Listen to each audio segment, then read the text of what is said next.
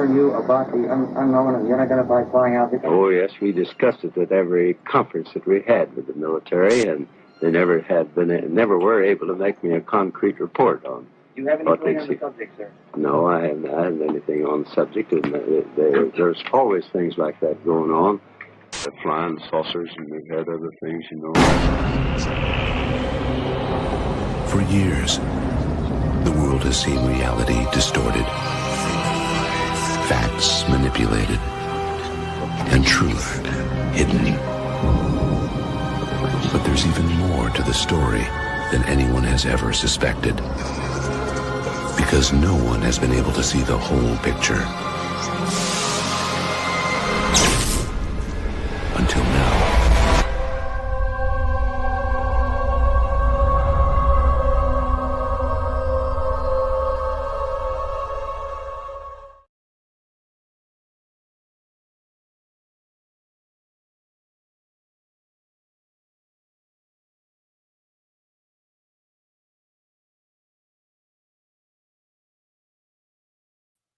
Friends, welcome back to another episode of the Unexplained Rundown, this very special, ridiculously early morning edition for my fellow brothers and sisters down under, this special early edition of the Unexplained Rundown.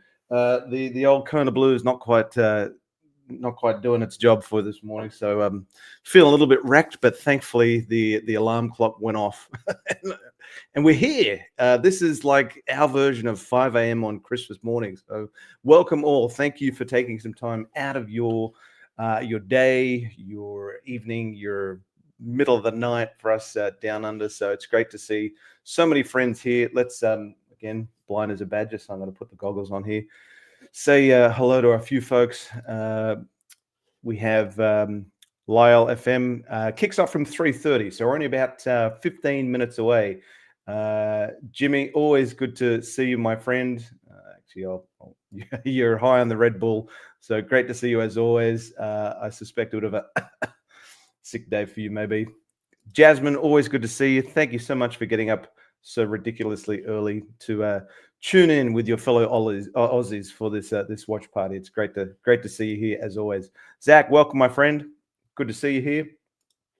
We have Fat351. Should I make popcorn? I fear it'll wake the household. I was didn't use the Nespresso machine this morning. I'm working off the crappy stuff, so all I had to do is boil the kettle. Who else we got in the room?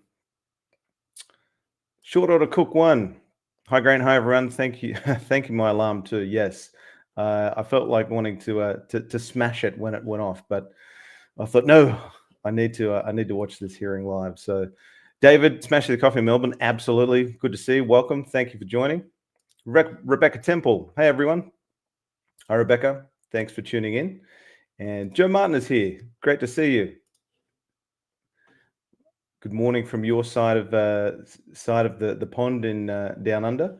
And it's Bex. Great to see you, Bex. Thanks for tuning in as well. So again, we've got a few Melbournians in the room, so it's great to see so many of you here. So again, this is an exciting day, folks, because I mean, think about it. This is the fourth hearing that we've had in less than 3 years. So you know, I'm not expecting overly too much out of today's hearing, but hoping that we learned something new today that we didn't know yesterday. So I'm looking at it from that perspective. We do have a poll going on today's live stream on YouTube. Do you think today's joint subcommittee hearing on UAP will move the needle? So feel free to cast your vote. The options are disclosure is imminent, currently sitting at 18%.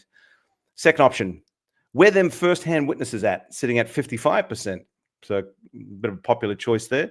Third option, it'll be immaculate disappointment at 27%. And final option, thank you, I needed a good laugh at 0%. So feel free to cast your vote, and we'll revisit the poll a little later in the show. Obviously, want to thank Patreon and YouTube members, Jimmy, Jasmine, Clint. We've got Shane and YouTube member Teleconnect. Thank you for all of your support, folks. I really appreciate it.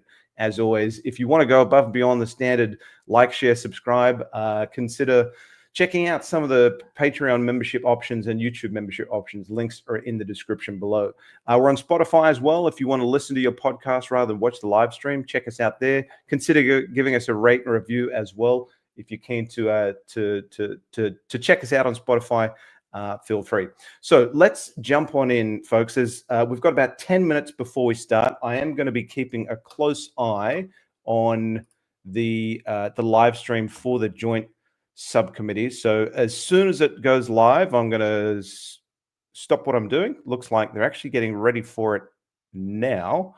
I'll just wait for that to refresh, and then we can jump on in. Actually, let me just try and refresh again.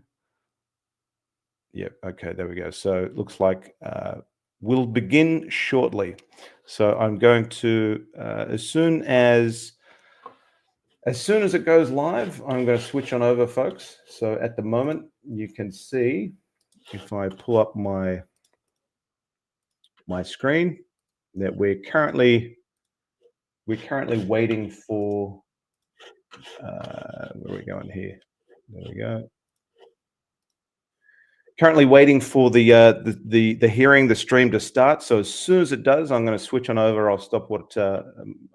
Sometimes they start late; they're behind schedule. So I've got a couple of things just to share with you at the front end. So for those of you that are wondering what the hell's going on, what's all this about?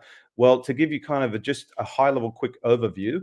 So today we have a joint subcommittee hearing on unidentified anomalous phenomena, co-chaired by Nancy Mace and Glenn Grothman. The joint hearing is titled Unidentified Anomalous Phenomena, Exposing the Truth. Second hearing on the topic by the Oversight Committee. Attempt to further pull back the curtain on secret UAP research programs conducted by the US government and undisclosed findings they have yielded. The hearing will examine the Department of Defense's reluctance to appropriately declassify materials on UAPs and ways to make sure the American public is better informed on this topic. And we have today's witnesses. So Dr. Tim Gallaudet, retired Rear Admiral for the US Navy, currently the CEO of Ocean STL Consulting. Mr. Luis Elizondo, author and former Department of Defense official. Interesting that they didn't put Director of ATIP there. Mr. Michael Gold, who we'll talk about in the next few minutes before the hearing starts. Interesting individual, former NASA Associate Administrator of Space Policy and Partnerships, member of the NASA UAP Independent Study Team, and worked with Bigelow Aerospace for, I believe, 13 years. And, of course, Michael Shellenberger, investigative journalist, founder of Public. So what I found interesting, and I will get to some of your comments as we go through, is that there was a memorandum that was put out, and this was published by D. Dean Johnson, who I would encourage you to follow on Twitter if you haven't. He put some great stuff out on Congress, what's happening within Congress. So this was the memorandum that was put out on the 7th of November, and basically giving some background information, which I'll just read. This hearing follows an unidentified anomalous phenomena hearing held last summer by the subcommittee, let me just do it this way, on national security, the border, and foreign affairs. It will explore continued concerns about disclosure of UAP-related programs and information held by federal agencies. It will explore transparency issues surrounding the Department of Defense and the intelligence community, including its disclosure of spending information and its policies and procedures regarding classification and declassification. The hearing will also examine the work of DoD's congressionally mandated All-Domain Anomaly Resolution Office, ARO. Hearing purpose, and this is what I found interesting. The hearing will broadly examine issues related to overclassification of information along with a reluctance to declassify information where appropriate. It will attempt to shed further light on recent journalistic accounts concerning secret federal research programs on UAPs not disclosed in the to the American public. So that's obviously reference to Michael Shellenberger's reporting on immaculate constellation. So at first glance, when I read this hearing purpose, it kind of struck me as that if the attempt is to kind of really get to the heart of the issues of overclassification of information, the four witnesses don't seem like a good fit for what the purpose is. And I'm not the only one that thought that. So John Greenwald Jr. over at the Black Vault recently did a bit of a pre-hearing live stream. And he made some comments that I thought were relatively appropriate based on the hearing purpose. So let me play that for you now, and you can share your thoughts on the other side. Hearing will broadly examine issues related to overclassification of information, along with a reluctance to declassify information where appropriate. That sounds great, okay? Now that we know the witness list, and this is not a jab against them, who can speak to the current classification and or declassification process of today? Those guys are in the private sector now, and they're not the reviewers. Even when they were in, they weren't responsible for the declassification process, as far as I know. So if that changes, and we hear that they are a declassification authority where they were able to review that information and they solely made that decision, cool, I will stand corrected. But I don't believe that they are. And so if this hearing is really exploring all of that, a journalist can't comment on that simply because they're not part of that procedure. Those that are in the private sector are not part of that procedure. So why is it that we are exploring? We're going to hear some great stories, I'm sure. And I'm excited to hear it. There's no reason for me to say, oh, they shouldn't be there.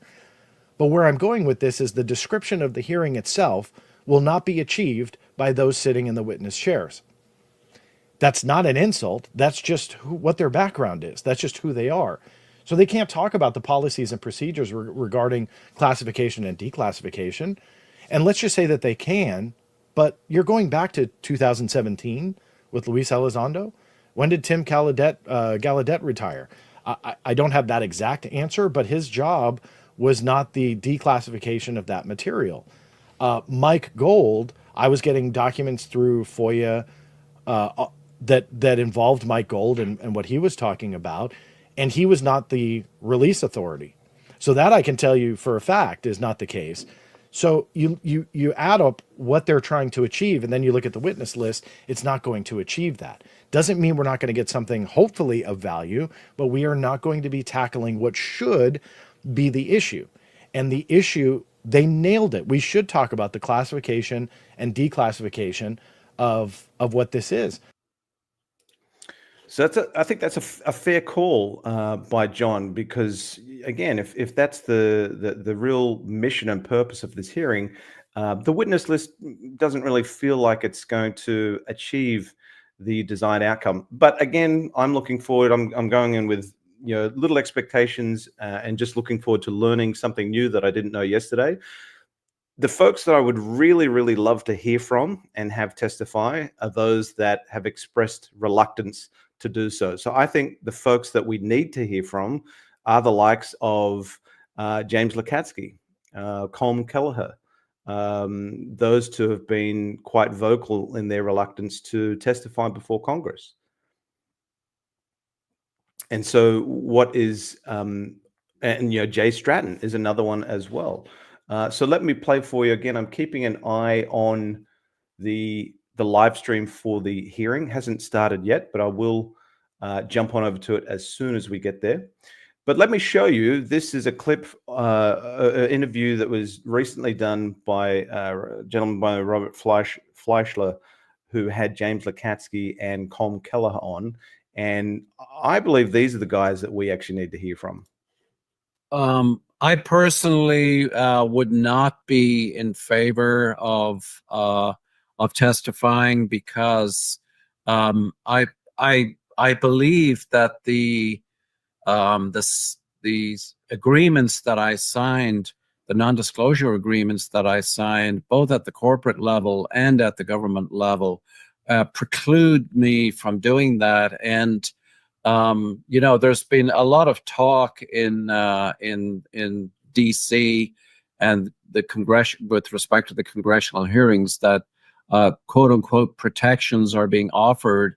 The fact is that if you violate a non-disclosure agreement, you are at the mercy of the consequences of violating those agreements, regardless of all of the talk regarding protection of whistleblowers. I personally don't believe that it is appropriate for me to go and testify under those circumstances. How about you, Dr. Lacatski? I completely agree with what Colm says. For me, it would have to be in a compartment. Kona Blue would have to be reactivated by DHS. I would have to have, remember, I retired in 2016. I would have to have my SCI, top secret SCI clearance reinstated. I would need all these things to occur. As for open testimony, the answer is no. And that's what surprises me, because to say it more particularly what Colm has said, when you get a clearance from these organizations, DIA adjudicates TSSCI here for DOD employees. CIA adjudicates their clearances. Congress can say what they want and they can provide what protections they want. But if you work for those organizations, you're going to be very leery of crossing them, because all of a sudden, while they may not pull your clearances, they may limit what compartments you could be in.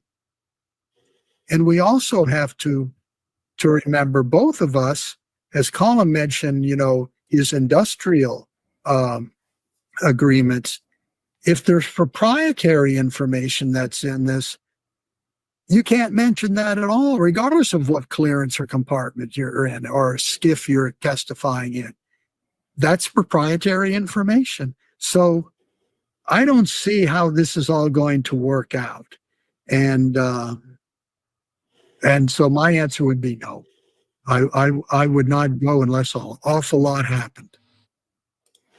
So there you go, the comments from James Lacatski there and Colm Kelleher. I don't think I completely agree with their assessment. I certainly understand and appreciate the comments regarding proprietary information, but I mean, look at the comments about, well, we need you got to have your clearance reinstated, and you have to have all these protections in place. But for you to testify in an open public forum, look at what David Grush has done. You got Luis Elizondo testifying today. I think it would be of greater value to have guys like that who are in the ORSAP program to testify in a public setting before Congress, and at least share with the men and women in Congress and the general public what they can divulge, because a congressional hearing is going to have, you would think, much more, a much wider audience and reach than, say, a weaponized podcast or that podcast with Robert Fleischer. And that's no, disrespect or jab at Jeremy Corbell or George Knapp or Robert Fleischer. That's just saying that, if the media picks up on a hearing and you've got folks like James Lacatski and Colm Kelleher testifying, that has the potential to,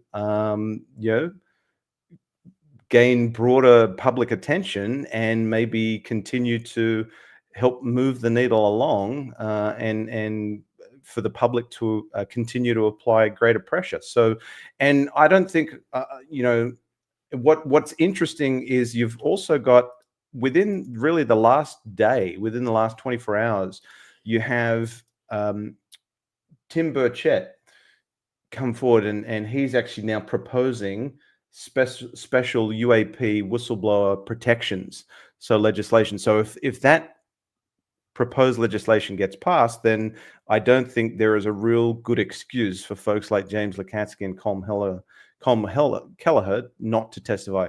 It sounds like what we really need is a UAP select committee that to plant watering Citizens Point that would have subpoena authority, so that they can compel witnesses to come forward and testify. So let's just double check how we're going. We're still waiting for the hearing to commence. So whilst that's happening, let's just share a couple other things. So let's learn a little bit about the folks that are going to be testifying before Congress today. So there's a good article that was put out by Christopher Sharp of the Liberation Times. And he basically just did a very high-level overview of who's testifying before Congress today. So I won't read through the whole article. It's linked in the description below. If you'd like to read it, feel free. So again, we've got Tim Gallaudet, we got Luis Elizondo, Michael Gold, and Michael Shellenberger. So just a quick couple of summaries. Journalist Michael Shellenberger's presence suggests that the hearing will also address his recent story about an alleged unacknowledged special access program run out of the Secretary of Defense's office, known as Immaculate Constellation. It was reportedly established to detect and quarantine the military's most compelling UAP imagery, videos, eyewitness accounts, and electronic sensor evidence, and dating back from 2017. However, the DoD has denied the existence of the alleged program, with spokesperson Susan Goth telling the Liberation Times the Department of Defense has no record, present or historical, of any type of SAP called Immaculate Constellation. Who else do we have? We have distinguished oceanographer Tim Gallaudet has previously recounted accounts from submariners who encountered unidentified submerged objects, also characterized as UAP, which are transmedium devices or objects capable of moving through water, air, and space. So be interesting to see if he can speak to that in today's hearing. He's talked about a couple of cases that he's aware of, but one of the not concerns, but one of the things that's a bit disappointing about Tim Gallaudet as a witness is he has not seen anything firsthand. He's not been privy to anything firsthand. He certainly can speak to his experience in the US Navy, and I think he'll have some valuable contributions to the hearing.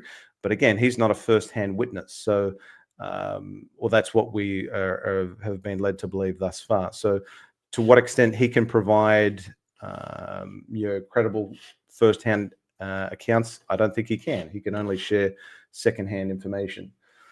We'll talk a little bit about Luis Elizondo. The presence of Luis Elizondo, former director of the US government's previous UAP program, the Advanced Aerospace Threat Identification Program, ATIP, will provide him with an opportunity to discuss the threats he has faced since leaving government service and publicly sharing his experiences of UAP interfering with sensitive US defense assets. I won't read through his quote. And last one.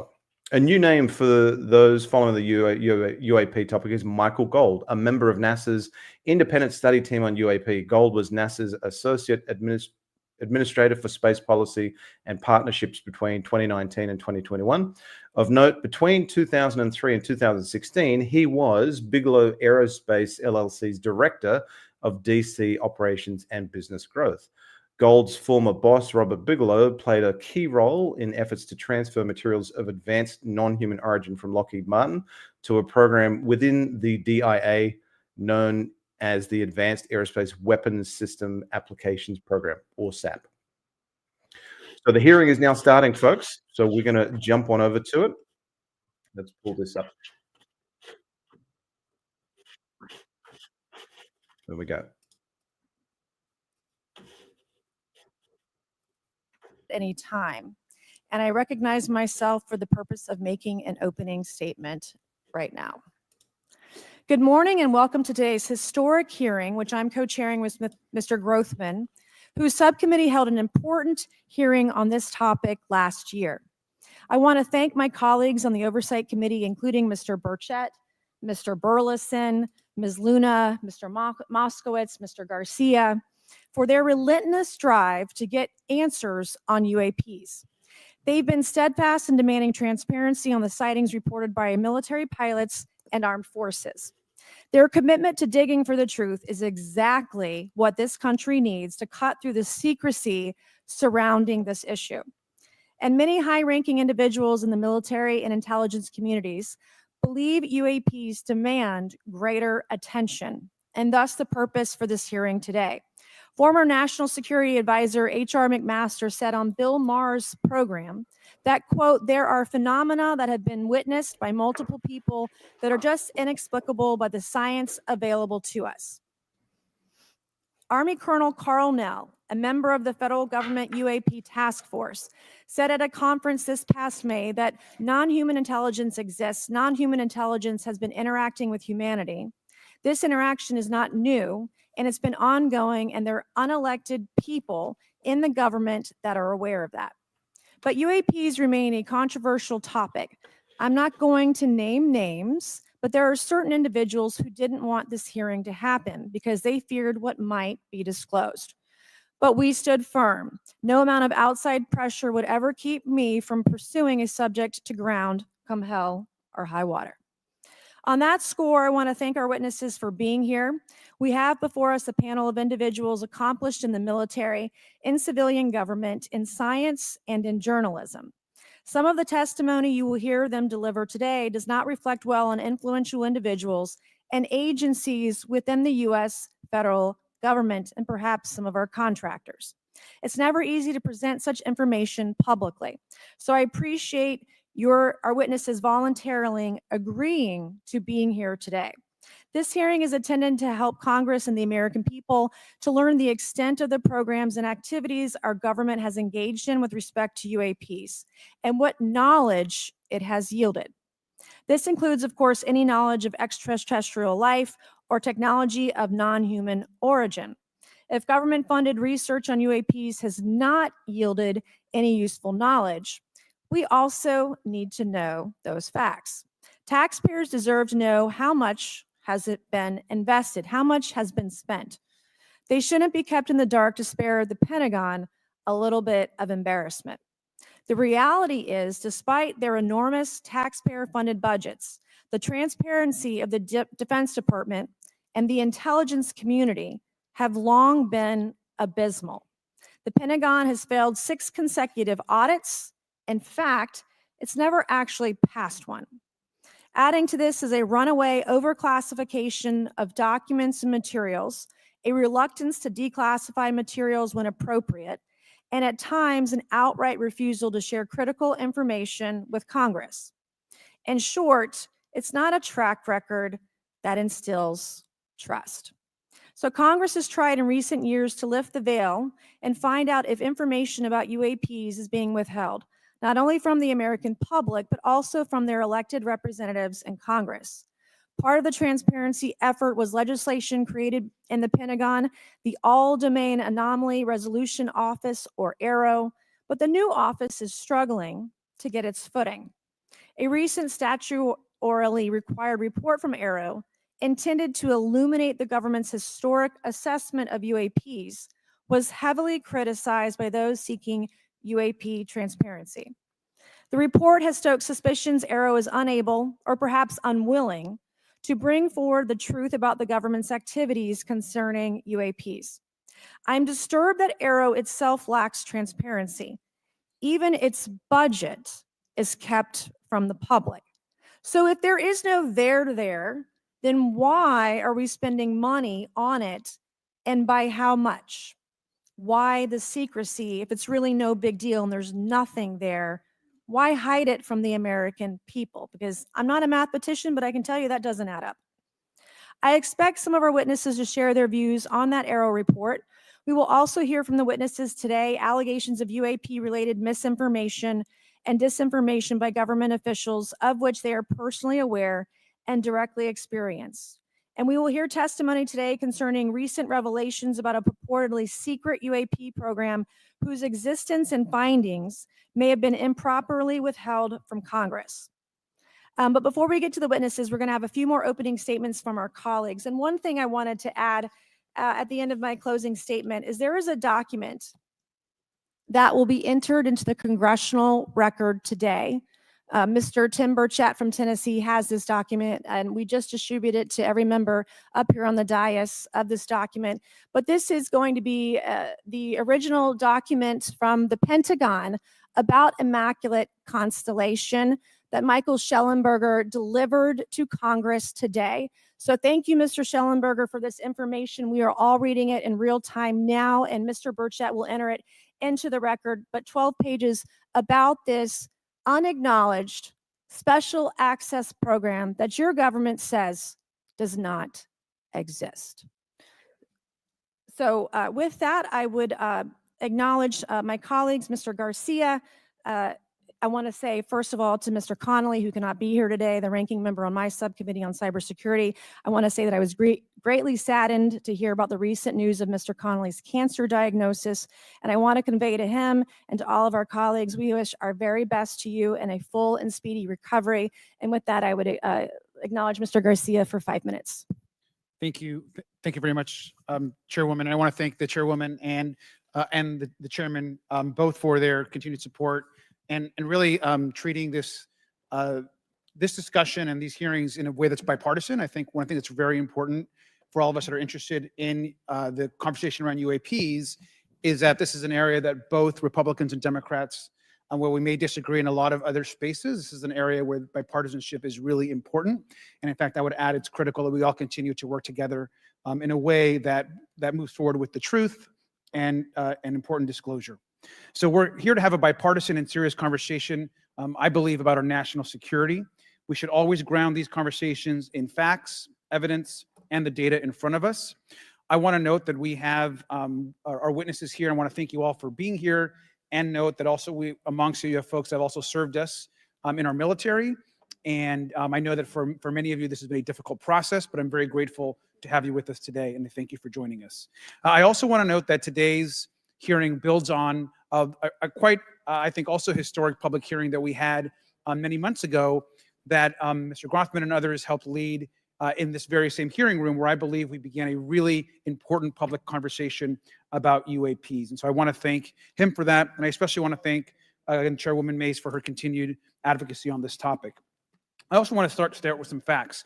We know that there are objects or phenomena observed in our airspace, as our witnesses will testify, and also possibly in our oceans.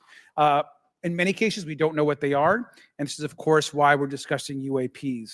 Now, the All-Domain Anomaly Resolution Office, AARO, has reported hundreds of UAPs that remain, quote, uncharacterized and unattributed, and which, quote, appear to have demonstrated unusual flight characteristics or performance capabilities and require further analysis. This is our own AARO office. Now, we shouldn't prejudge what they might be. I'm certainly not going to. We need evidence. But what we are detecting things, and we know that we don't understand them, and this is worth investigating. Now, the American people have legitimate questions, and I believe it's critical that Congress should help address them. This is about the truth and science and facts. Now, transparency and faith in our institutions is vital in a good democracy. Now, I'm proud to say that this hearing will build on that important bipartisan work, and I want to thank everyone for being involved, including members of our committee. Now, in our last hearing in July, we heard testimony that a significant number of pilots of major airlines have witnessed UAPs as well, but have no real confidential way of reporting them to the government. We heard that commercial pilots who encounter UAPs may be hesitant to speak openly due to stigma or fear of retaliation.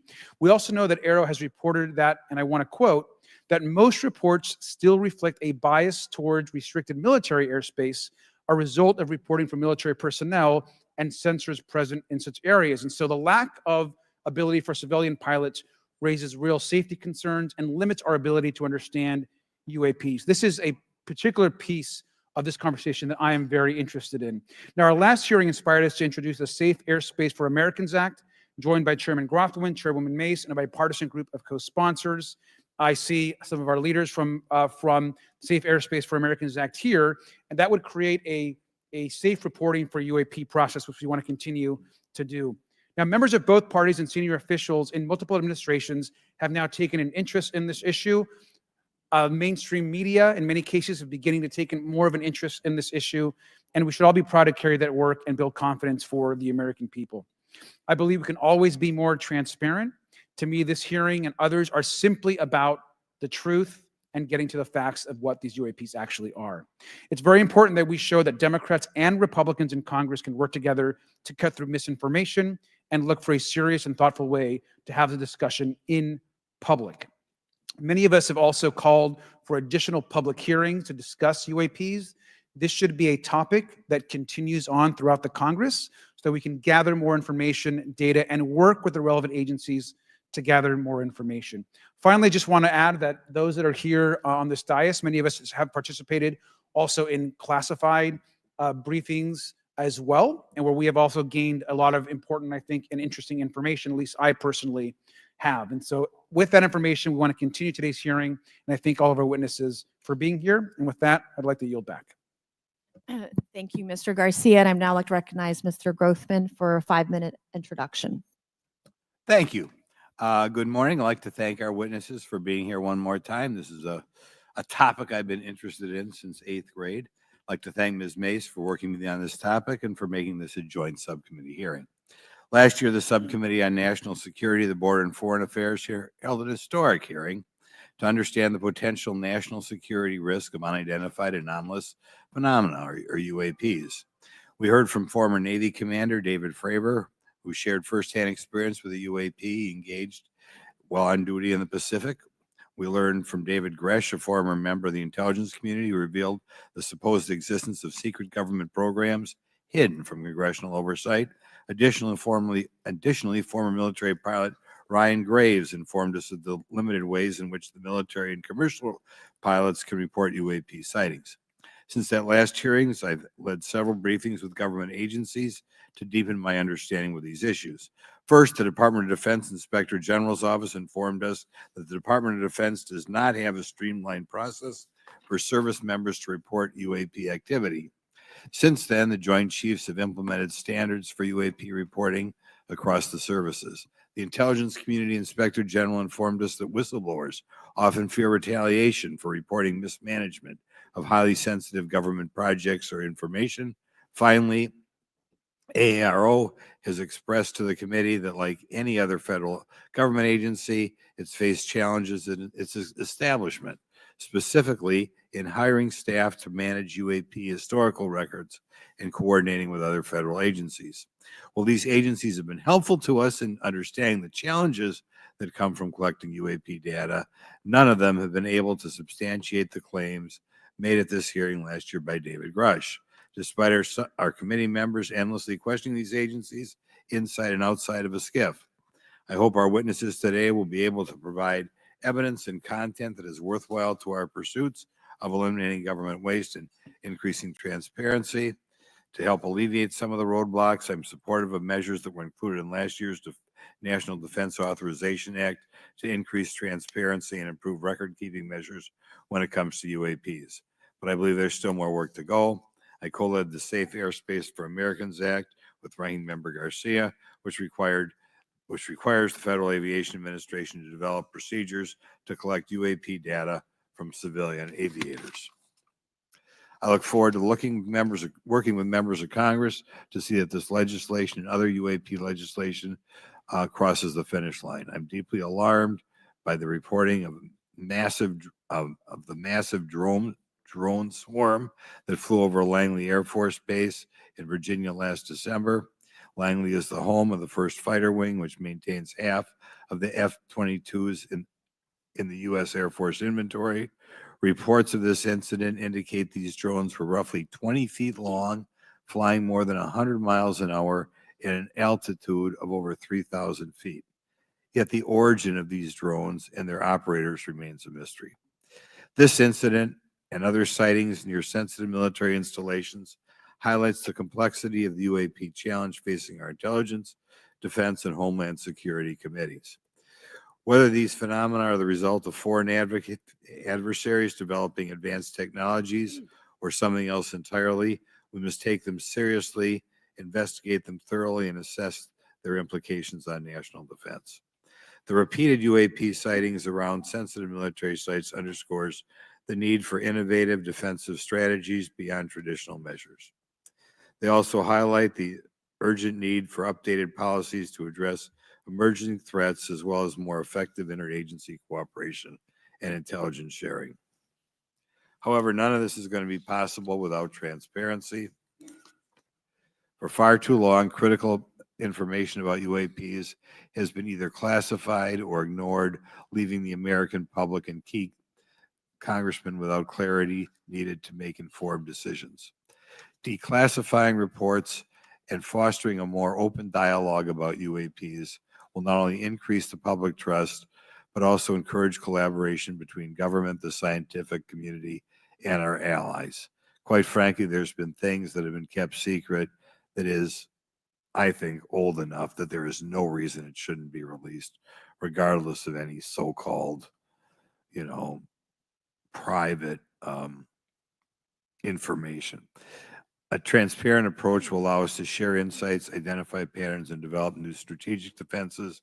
As we continue to investigate these phenomena, we must do so with a mindset of protecting our country, advancing scientific discovery, and upholding the trust of the American people, who right now I don't think have trust, and it's just obvious. I don't have trust. We cannot shy away from the unknown, especially when the stakes are so high. I look forward to discussing these matters with the witnesses today. I'm hopeful we can learn from the testimony and come out of this hearing with actionable ideas to advance UAP transparency. Actually, the idea is just to say, in my mind, go back 15 years and everything has to be released. I'm hopeful that we can learn from their testimony and come out of this hearing. And with that, I yield back. Thank you. I'll now recognize Mr. Moskowitz for a 5-minute introduction. Thank you, Chairwoman. Good morning, everyone. I first want to thank the chairs and ranking members for holding the hearing today on this topic and again having a second hearing. I want to thank the witnesses for coming forward today to share your expertise on UAPs and the need to build trust through transparency. But first, I want to mention, you might be wondering why Chairman Comer has allowed me to be a ranking member today, but it's really only because our dear friend Jerry Connolly is not here. As Chairwoman Mace mentioned, he was diagnosed with esophageal cancer, and all of us on this committee know Jerry, and he's a fighter, and we're praying for him and hoping for his speedy recovery. So today's hearing marks this committee's second meeting dedicated to UAP transparency. I was pleased, as I know all of us are, on the bipartisanship that existed in last year's hearing, and even though we can't talk about what happens in the classified settings, the bipartisanship that has existed in those settings with the questions members have asked. Last year's hearing was a great example of open dialogue about UAPs, and we must remain committed to sharing information with the American people. And I think you see that commitment based on the people here and the commitment across the political spectrum. I personally have worked with multiple members of this committee, but I want to particularly thank Congressman Burchett, Mace, Luna, and Garcia for working on bipartisan pieces of legislation. In recent years, Congress has taken numerous bipartisan steps towards greater transparency. In 2022, in the NDAA, we created the All-Domain Anomaly Resolution Office to investigate unidentified flying objects. Following Aero, along with ODNI, released an unclassified report on UAP sightings. Of the 366 sightings included in the report, 171 remain uncharacterized, with some of these appearing to have demonstrated unusual flight characteristics or performance capabilities. That's a nice way of saying we don't want to tell you what they are. In March, Aero revealed a report on the historical record of U.S. government involvement with UAPs, which covered investigatory efforts going back from 1945 to the present day. Earlier this year, I joined Congressman Burchett to introduce the UAP Transparency Act, which would require the declassification of all documents related to UAPs with many other members of this committee. In fiscal year 2024, the NDAA required the National Archives and Records Administration to establish the Unidentified Anomalous Phenomena Records Collection. This collection will include digital copies of all unidentified UAP records that can be publicly disclosed. This commitment in transparency is vitally important, and unnecessary overclassification has led to a void of information, which has allowed theories over the decades to foster. When the American people and members of Congress ask, are reports of UAPs credible, we're met with stonewalling. We're met with responses of, I can't tell you. And in fact, we're met with people not wanting us to have hearings. We're met with people not wanting us to ask you questions. In fact, many of us were told not to ask some of you certain questions on certain topics. In a time of heightened distrust of our government institutions, I believe more transparency is not only needed, but is possible. And obviously we can respect national security limits, but we also have to provide our constituents with the information and oversight that they have tasked us for. It's part of this, government agencies must maintain open lines of communication with members of Congress. And there are regular questions that Americans have. What are UAPs? Are they real? Are they ours? How has this technology been developed? How do they get funded? Right? And now we've seen this has gone from a long time ago where you could discredit people because it's some guy living in a Winnebago. You're able to see people now. These are pilots. These are military. These are folks with serious backgrounds. This has changed the face of this because now we have video. People will have questions. We know there are advanced technology programs. Almost 15 years ago, one of those came out of Area 51 to go after Osama bin Laden. And the only reason we know about that is because one of those helicopters was downed. Americans have questions about whistleblowers who have come forward to talk about retribution.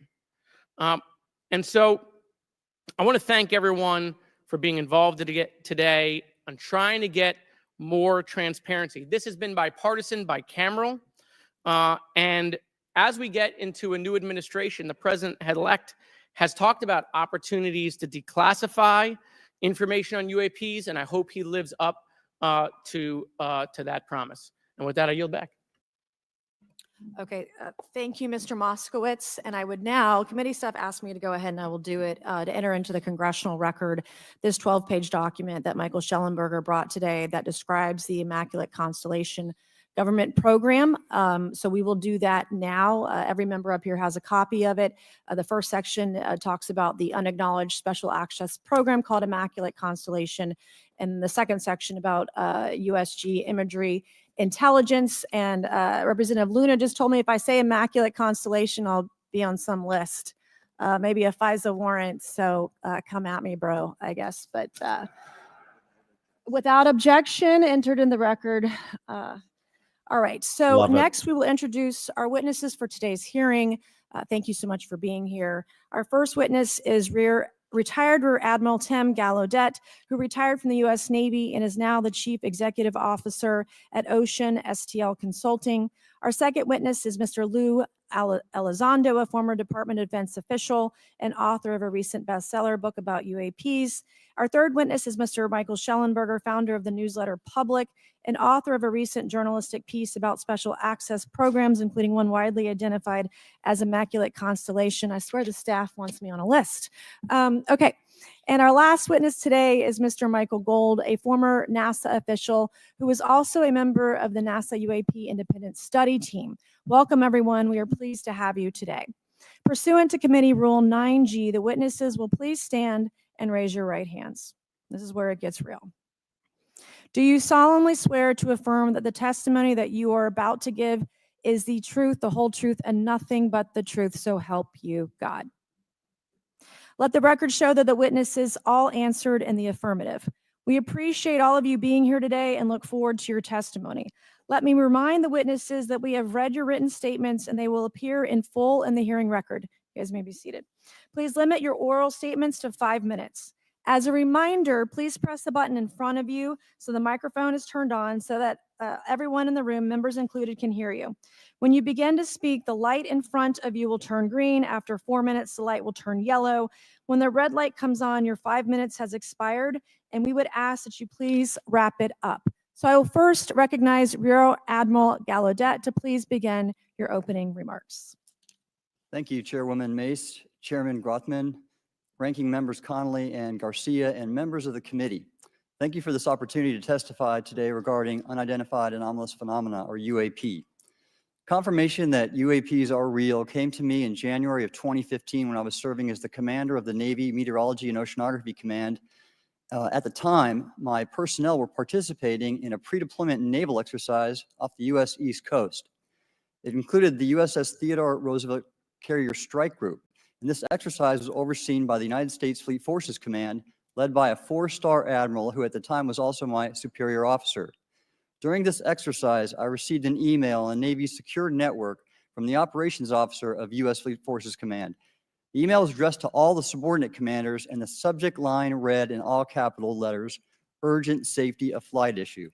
The text of the email was brief but alarming, with words to the effect, "If any of you know what these are, tell me ASAP. We are having multiple near mid-air collisions, and if we do not resolve this soon, we are going to have to shut down the exercise." Attached to the email is what is now known as the Go Fast video, captured on the forward-looking infrared sensor of one of the Navy FA-18 aircraft participating in the exercise. The now declassified video showed an unidentified object exhibiting flight and structural characteristics unlike anything in our arsenal. The implication of the email was clear. The author was asking whether any of the recipients were aware of classified technology demonstrations that could explain these objects. Because the DoD policy is to rigorously deconflict such demonstrations with live exercises, I was confident this was not the case. The very next day, that email disappeared from my account and those of the other recipients without explanation. Moreover, the commander of Fleet Forces Command and the operations officer never discussed the subject. Even during weekly meetings specifically designed to address issues affecting exercises like the one in which the Theodore Roosevelt Strike Group was participating. This lack of follow-up was very concerning to me. As the Navy's chief meteorologist at the time, I was responsible for reducing safety of flight risks. Yet it appeared to me that no one at the flag officer level was addressing the safety risk posed by UAPs. Instead, pilots were left to mitigate these threats on their own without guidance or support. I concluded that the UAP information must have been classified within a special access program managed by an intelligence agency. That is a compartmented program that even senior officials, including myself, were not read into. Last year's UAP hearing before this Oversight Committee confirmed that UAP-related information is being withheld from senior officials and members of Congress. And just this week, I learned from former DoD official Chris Mellon that satellite imagery of UAP from a few years ago still has not been shared with Congress. Equally concerning, last year's UAP hearing also revealed that elements of the government are engaged in a disinformation campaign to include personal attacks designed to discredit UAP whistleblowers. Having never signed a non-disclosure agreement regarding UAPs, and now as a private citizen, I've become an advocate for greater UAP transparency from the government. The continued overclassification surrounding UAPs has not only hindered our ability to effectively address these phenomena, but has also eroded trust in our institutions. While I applaud previous bipartisan legislation passed by Congress concerning UAPs, a more comprehensive approach is needed to address the broader implication of UAP on public safety and national security, as well as the socioeconomic opportunities that open UAP research could unlock. Therefore, I recommend Congress take the following action, which I believe will receive bipartisan support. First, establish robust oversight of the executive branch's management of UAP information by directing key officials, beginning with the director of the DoD's All-Domain Anomaly Resolution Office, to provide comprehensive briefings on what the government knows about UAP and does not know. Two, enact the provisions of the UAP Disclosure Act that establish a UAP Records Review Board to ensure independent oversight, transparency, and accountability in the government's handling of UAP information. And three, strengthen the UAP Disclosure Act and future reauthorizations with provisions that mandate a whole-of-government approach to addressing UAP. In closing, I will share my personal reasons for speaking out on this topic. First, as a former science agency leader, having led the National Oceanic and Atmospheric Administration, I've always sought the truth in human knowledge and thought. Now that we know UAP are interacting with humanity, and these include unidentified submerged objects in the ocean, we should not turn a blind eye, but instead boldly face this new reality and learn from it. Additionally, at a time when leaders in government leave much to be desired, I feel obligated to show moral leadership on this issue of UAP disclosure by validating the credibility of the courageous men and women who have come out as witnesses and whistleblowers to expose the truth.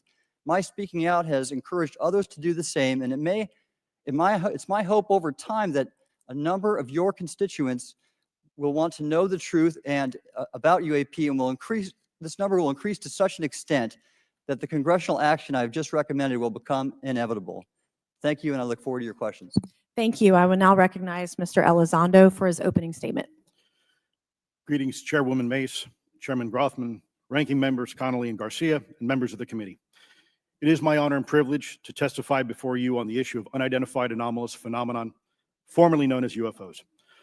On behalf of our brave men and women in uniform and across the intelligence community, as well as my fellow Americans who have awaited this day, thank you for your leadership on this important matter. Let me be clear, UAP are real. Advanced technologies not made by our government or any other government are monitoring sensitive military installations around the globe. Furthermore, the U.S. is in possession of UAP technologies, as are some of our adversaries. I believe we are in the midst of a multi-decade secretive arms race, one funded by misallocated taxpayer dollars and hidden from our elected representatives and oversight bodies. For many years, I was entrusted with protecting some of our nation's most sensitive programs. In my last position, I managed a special access program on behalf of the White House and the National Security Council. As such, I appreciate the need to protect certain sensitive intelligence and military information. I consider my oath to protect secrets as sacred, and I will always put the safety of the American people first. With that said, I also understand the consequences of excessive secrecy and stovepiping. Nowhere was this more apparent than in the aftermath of 9/11, which many of us remember all too well. I believe that America's greatness depends on three elements: A, a watchful Congress; B, a responsive executive branch; and C, an informed public. Over the last decade and a half, I learned that certain UAP programs were and are operating without any of these elements. Although much of my government work on the UAP subject still remains classified, excessive secrecy has led to grave misdeeds against loyal civil servants, military personnel, and the public, all to hide the fact that we are not alone in the cosmos. A small cadre within our own government involved in the UAP topic has created a culture of suppression and intimidation that I've personally been victim to, along with many of my former colleagues. This includes unwarranted criminal investigations, harassment, and efforts to destroy one's credibility. Most Americans would be shocked to learn that the Pentagon's very own Public Affairs Office openly employs a professional psychological operations officer as the singular point of contact for any UAP-related inquiries from citizens and the media. This is unacceptable. Many of my former colleagues and I have provided classified testimony to both the Department of Defense and the Intelligence Community Inspector General, and many of us have subsequently been targeted by this cabal with threats to our careers, our security clearances, and even our lives. This is not hyperbole, but a genuine fact, and this is wrong.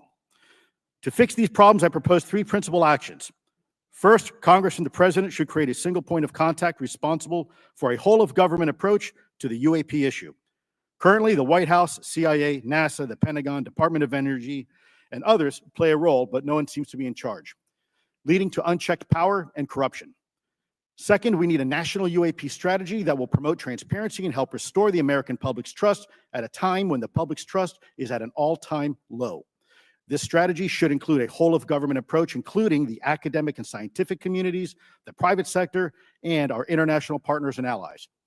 Third, Congress should create a protected environment so whistleblowers desperate to do the right thing can come forward without fear. As it currently stands, these whistleblowers suffer because of stigma, a code of silence, and concerns about retaliation. These whistleblowers should be encouraged to come forward in ways that protect them against any forms of retaliation. Policies and procedures should ensure that protection, and for those who refuse to cooperate, it is up to the members of this committee and the other lawmakers to wield their subpoena power against hostile witnesses and prevent additional government funding to those UAP efforts that remain hidden from congressional oversight. In closing, we as Americans have never been afraid of a challenge. In fact, we thrive on them, whether it's eradicating polio or going to the moon. We don't run from a challenge, we take it head on. To the incoming administration and Congress, I say to you, we need immediate public transparency, and this hearing is an important step on that journey. If we approach the UAP topic in the same way as we as Americans have met other challenges, we can restore our faith in our government institutions.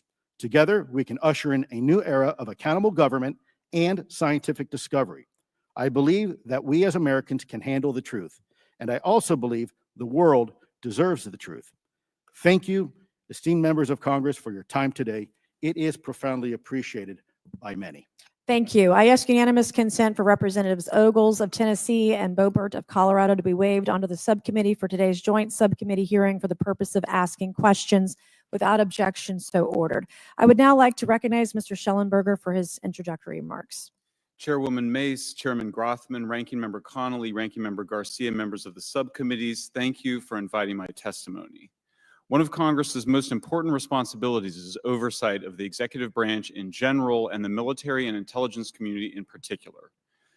Unfortunately, there is a growing body of evidence that the U.S. government is not being transparent about what it knows about unidentified anomalous phenomena, and that elements within the military and the IC are in violation of their constitutional duty to notify Congress of their operations.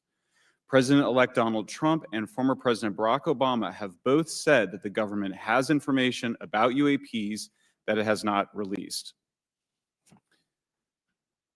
There are other explanations for UAPs than that they represent a new form of life or non-human life. Current dominant alternative theories, including those put forward by AARO, are that UAPs are some kind of natural phenomena we don't yet understand, like ball lightning or plasma. They could also be part of some new U.S. or foreign government weapons programs, such as drones, aircraft, balloons, CGI, hoaxes, or birds. Whatever UAPs are, Congress must be informed, as must the people of the United States. We have a right to know what UAPs are, no matter what they are. However, we now have existing and former U.S. government officials who have told Congress that AARO and the Pentagon have broken the law by not revealing a significant body of information about UAPs, including military intelligence databases that have evidence of their existence as physical craft. One of those individuals is a current or former U.S. government official acting as a UAP whistleblower. This person has written a report. This is the report that says the executive branch has been managing UAP, NHI issues without congressional knowledge, oversight, or authorization for some time, quite possibly decades. Furthermore, these individuals have revealed the name of an active and highly secretive DoD unacknowledged special access program, or USAP. The source of that document told me, that the USAP is a strategic intelligence program that is part of the U.S. military family of long-standing, highly sensitive programs dealing with various aspects of the UAP problem. The new UAP whistleblower claims that the U.S. military and IC database includes videos and images taken using infrared, forward-looking infrared, full-motion video, and still photography. The report that was just shared with Congress says Immaculate Constellation serves as a central or parent USAP that consolidates observations of UAPs by both tasked and untasked collection platforms. Immaculate Constellation includes high-quality imagery intelligence and measurement and signature intelligence of UAPs, the whistleblower's report adds. The sources of this intelligence are a blend of directed and incidental collection capabilities, positioned in low Earth orbit, the upper atmosphere, as well as military and civilian aviation altitudes and maritime environments. The report to Congress details in detail various UAPs, including spheres, orbs, disks, saucers, ovals, triangles, boomerang, arrowhead, and irregular organic. The report describes various incidents found in the human intelligence databases. One involved orbs surrounding and forcing an F-22 out of its patrol area. In another incident, the crew of a Navy aircraft carrier watched a small orange-red sphere rapidly descend from a high altitude of 100 to 200 yards directly above the flight deck of the CVN, or aircraft carrier. And since my reporting on this Immaculate Constellation last month, another source came forward who told me that they saw a roughly 13-minute long, high-definition, full-color video of a white orb UAP coming out of the ocean approximately 20 miles off the coast of Kuwait. It was filmed from a helicopter. Then halfway through the video, the person said the orb is joined by another orb that briefly comes into the frame from the left before rapidly moving again out of the frame. The person discovered the video on SIPR, the Secure Internet Protocol Router Network, which the DoD uses to transmit classified information. A leading UAP researcher who utilizes the Freedom of Information Act to find out what the government knows, John Greenwald, told me last year that the U.S. government had been increasingly denying his requests for UAP information. He has been doing FOIA requests for 27 years and has an archive of 3 million pages. The government has for decades denied any interest in UFOs, he told me, but the documents that he has assembled show that behind the scenes, it was a completely different story. Contrary to the hopes of many advocates of transparency, the government has been restricting more information since the leak of 3 UAP videos in 2017. The DoD organization AARO has been labeling many documents with a B7 exemption, which Greenwald says does not make any sense. They're stating that anything AARO does is involved in law enforcement investigation, which allows AARO to not release it. Greenwald says that the DoD has denied the existence of a UAP and ATIP-related records on multiple occasions, only to acknowledge them after an appeal was filed. He added that the Naval Air Systems Command in March 2022 stated they found no additional UAP videos. It seemed strange that they had 3 and only those 3, but other requests had been filed by the Black Vault, that's John Greenwald's group, to seek out more places UAPs might be hiding.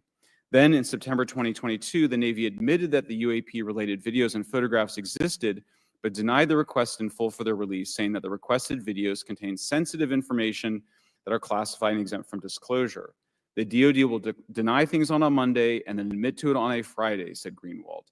He said the government can and does release videos that protect secret methods of capturing it. They fall back on the sensitive platform excuse a lot, he said. However, the on-screen information can be blurred and scrubbed. The metadata can be removed. I'll show you this example here. This is a presentation from the UATP task force. This is completely absurd. It's nuts, this level of censorship, of redaction on a document. It shows the redaction of how many reports they've collected, for how many years. 2 of the 3 potential explanations are blacked out.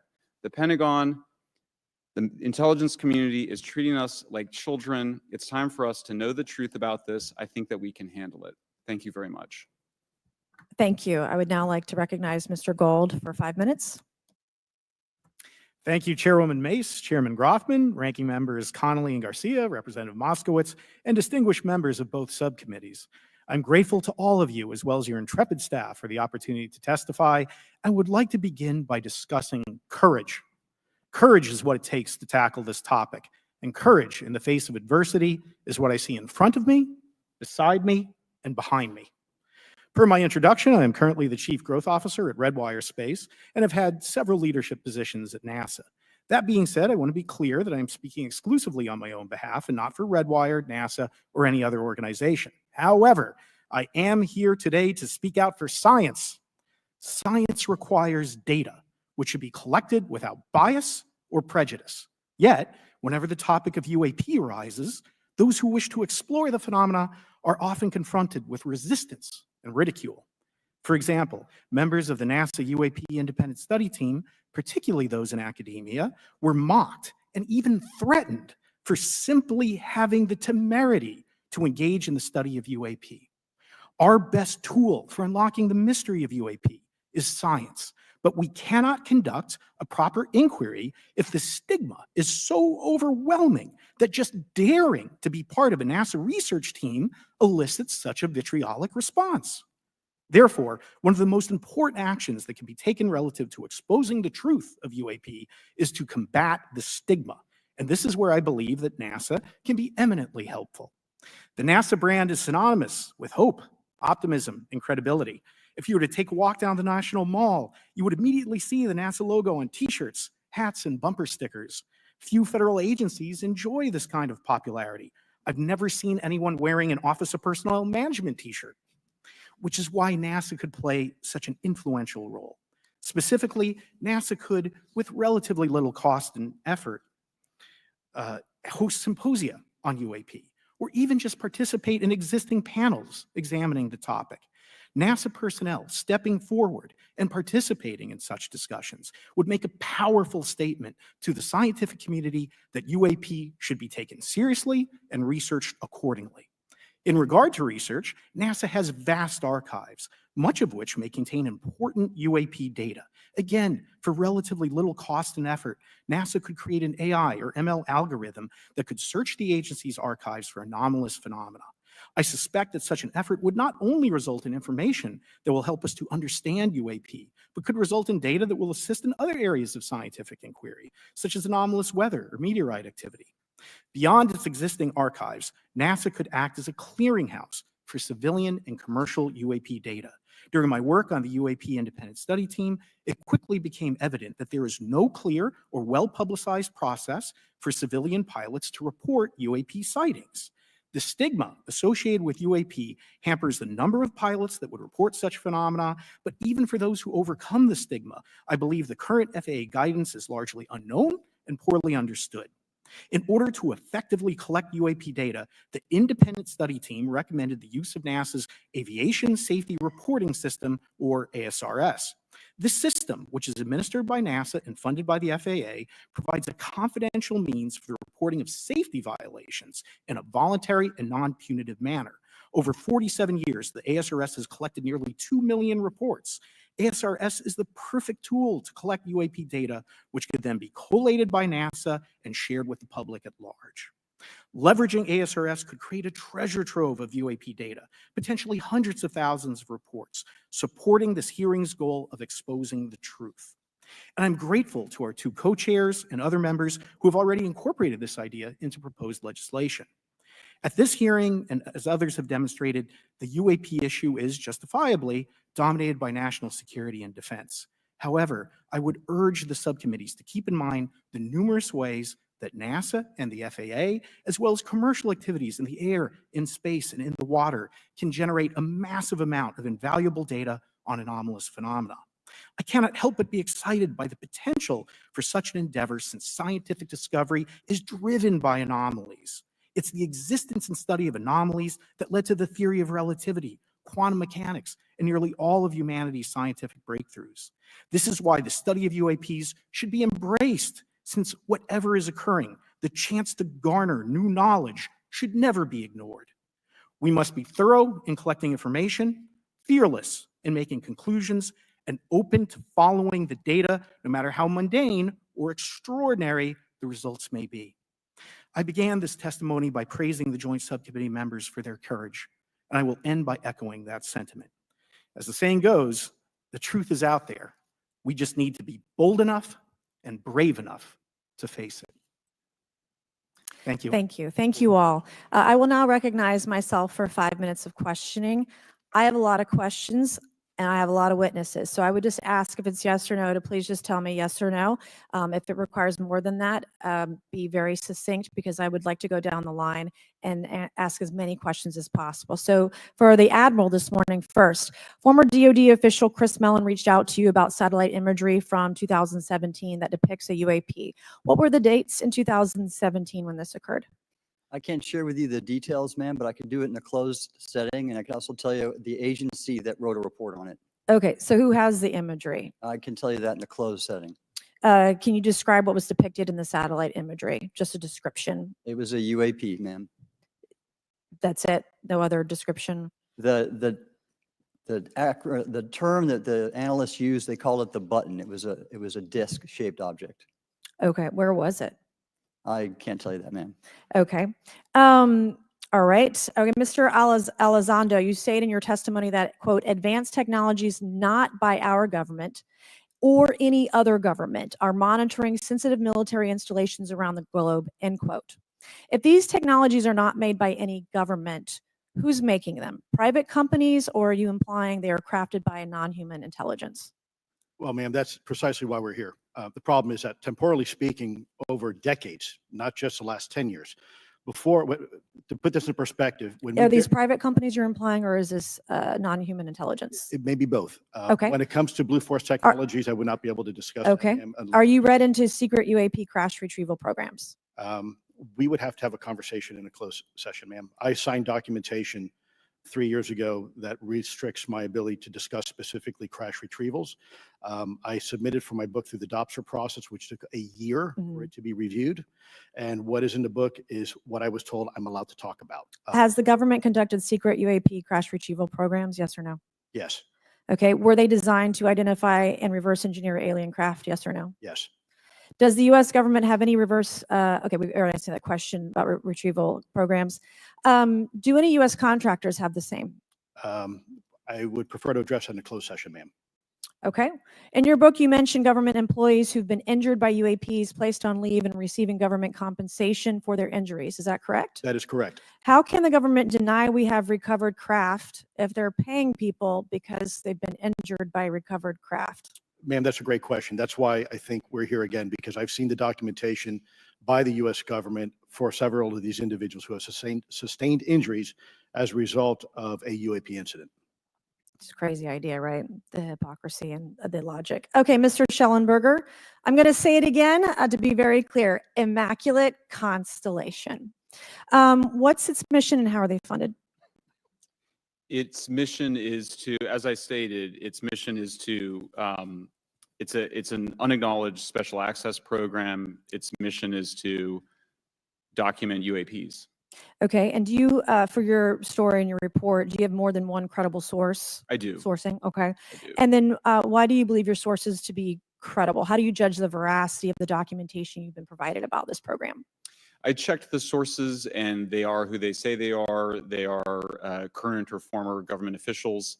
I wanted to also add that I did not specify that they were Defense Department employees. I didn't specify the agency nor the gender.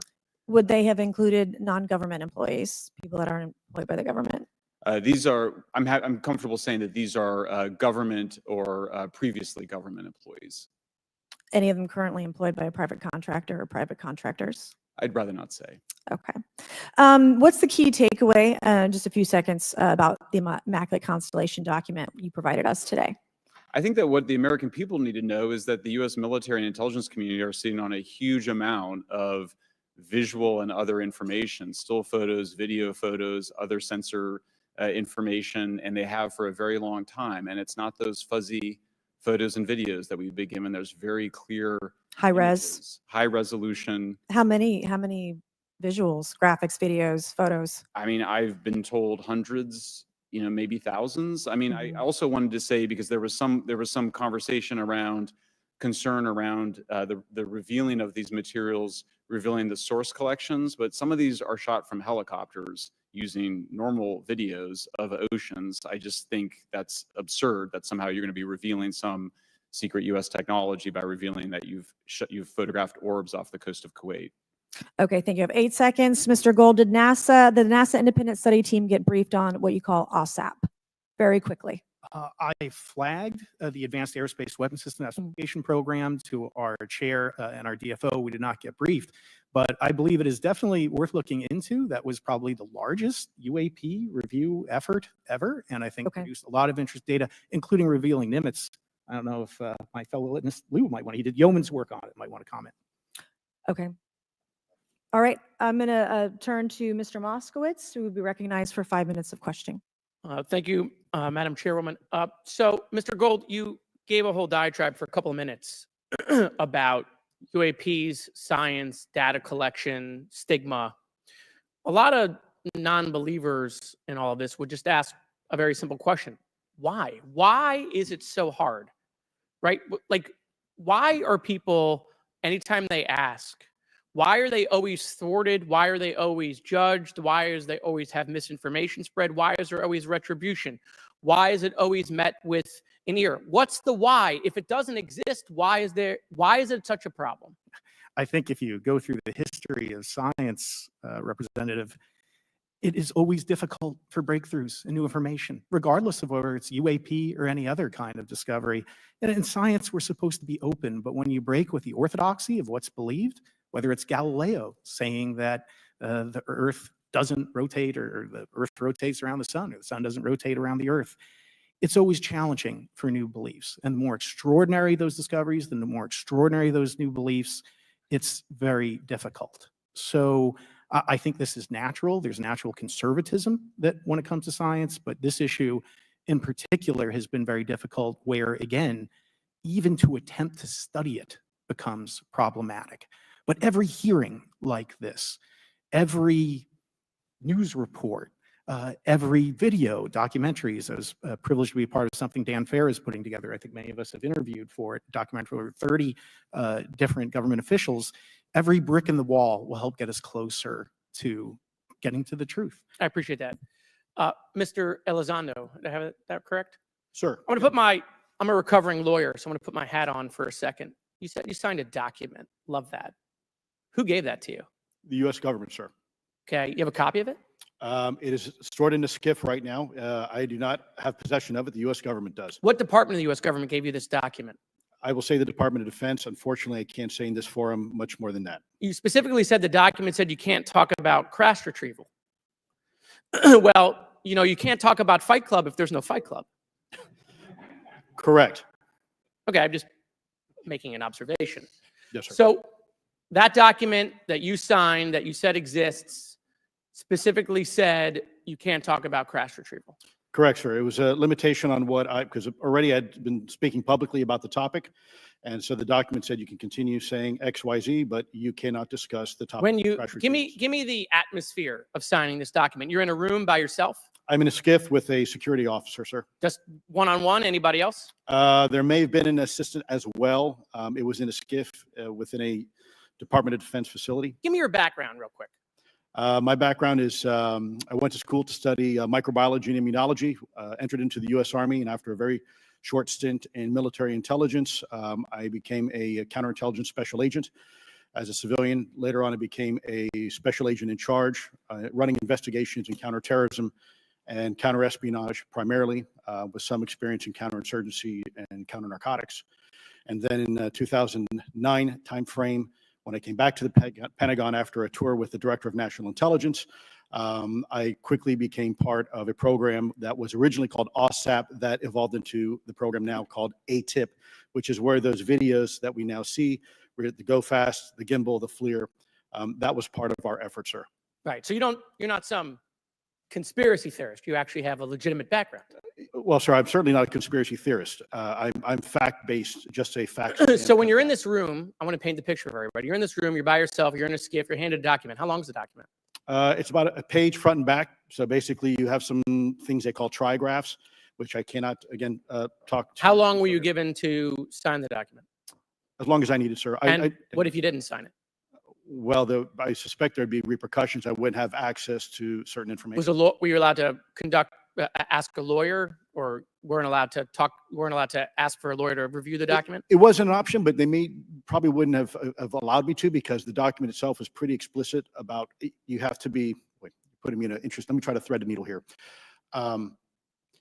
There are certain documents that we have in the U.S. government that allow people to have access to certain programs, whether it's a special, and I'm going to be very generic here, whether it's a special access program or a controlled access program, SAP, CAP, whatnot. How many people have to sign that document? It depends how many people are going to get access to the information, sir. Okay. Last question. Doctor, real quick, can you tell us about the Omaha incident in greater detail? I've read your background, right? Some people would label you as a member of the deep state, since you worked in government for a long period of time. But can you tell us more about that incident? You've written a lot about that. I wrote a lot about incidents like it, Congressman, but that specific incident involved the USS Omaha, the littoral combat ship of the U.S. Navy operating off Southern California. I don't remember the exact date. It was within the last decade. And what the watchstanders on the bridge observed was a UAP, again, something that was aloft but had no observable exhaust or control surfaces. So it was something that couldn't be explained. And then they saw it enter the water from the atmosphere and going through the air-sea interface, and so thus exhibiting transmedium travel. Thank you. I yield back. Thank you. I'll now recognize Mr. Grothman for 5 minutes of questioning. Yeah, we'll start with Mr. Gallaudet. During a previous UAP hearing, Navy Commander David Fravor discussed the TikTok object engaged in 2004. You familiar with the incident, the TikTok incident? Yes, sir. That's almost 20 years ago, right? Yes, sir. It's been said there are more videos, documents, and reports related to this incident.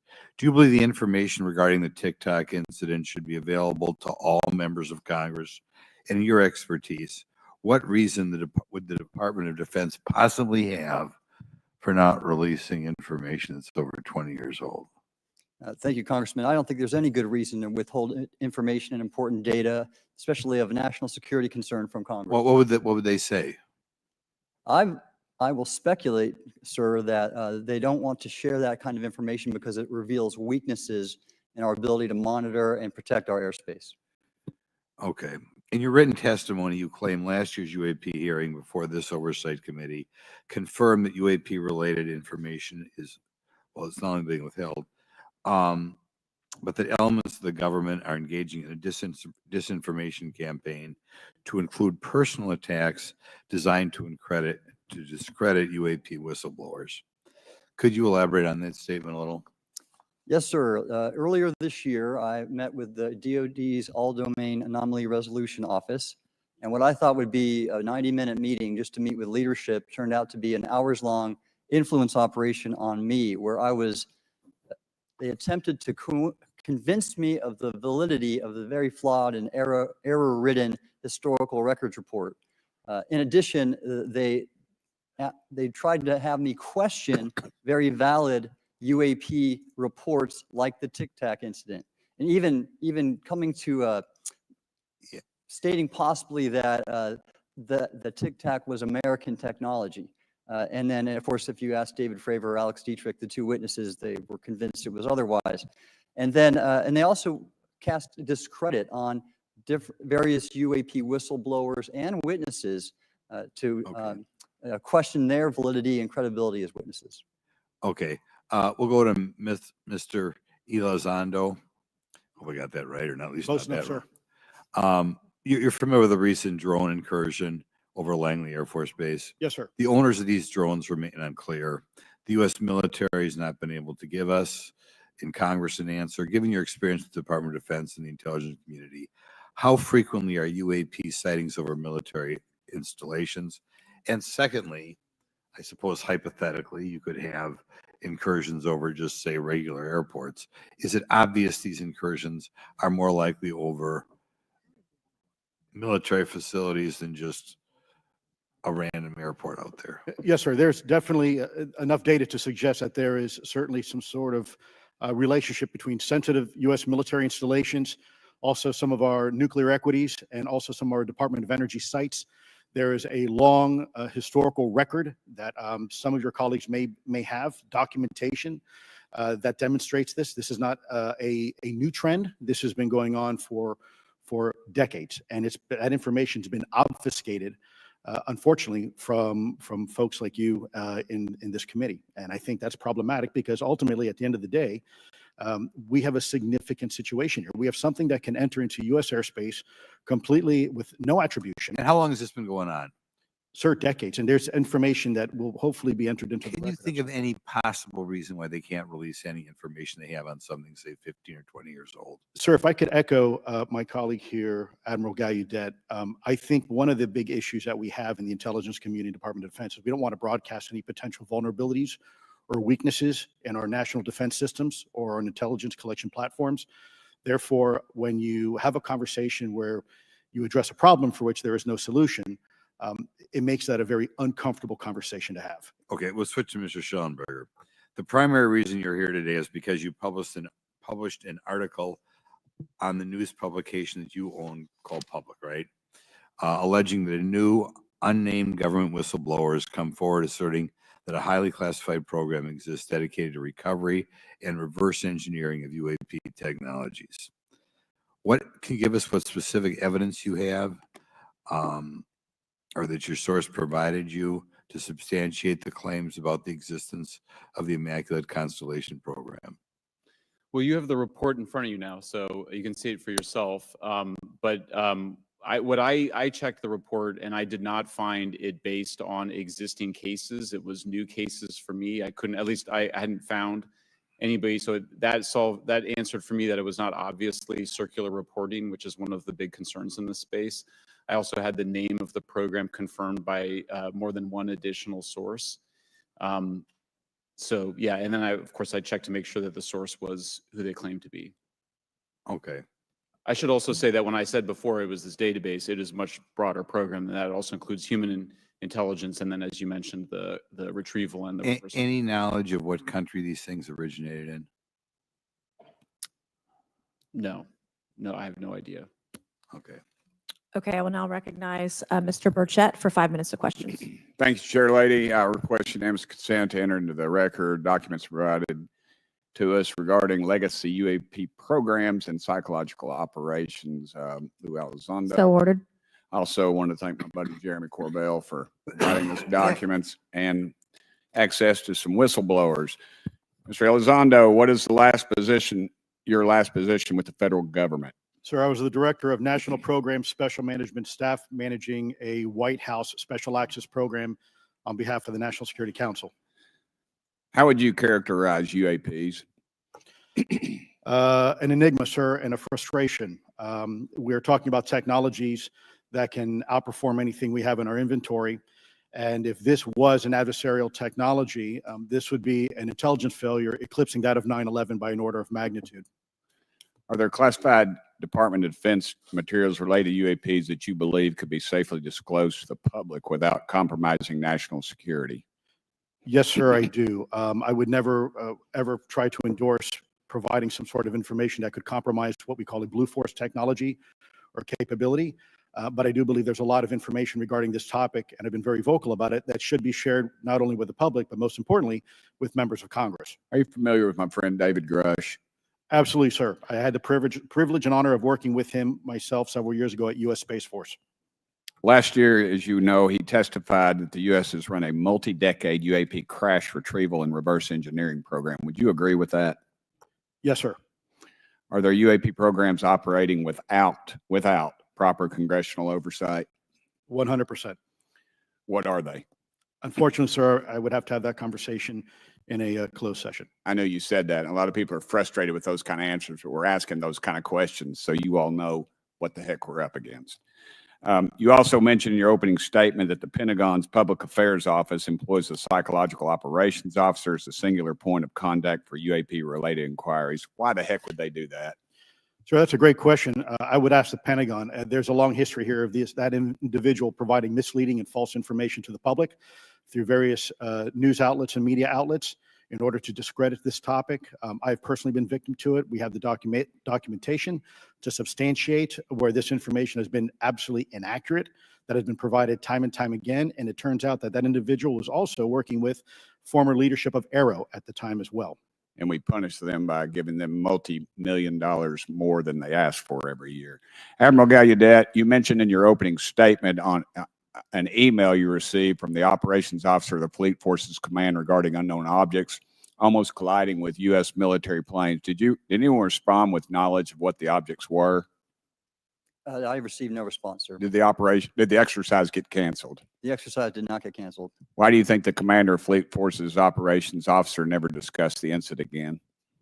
Sir, I'm speculating because I didn't have an exchange with him, but I believed it to be part of a special access program, the information and the video, which we have known now it was. And he realized he couldn't share that openly with the recipients of the email, and therefore the email was pulled from everybody's account. Again, tell us what happened to the email from the commander of Fleet Forces.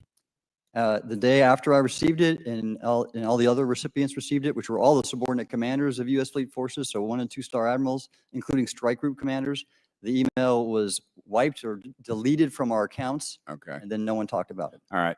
Have you specifically had any experience with submersible objects? Sir, I've no personal experience, but I've had witnesses on submarines come to me and say they've seen on sonar data. Correct. Okay. Yeah. How would you characterize those, and how do they move?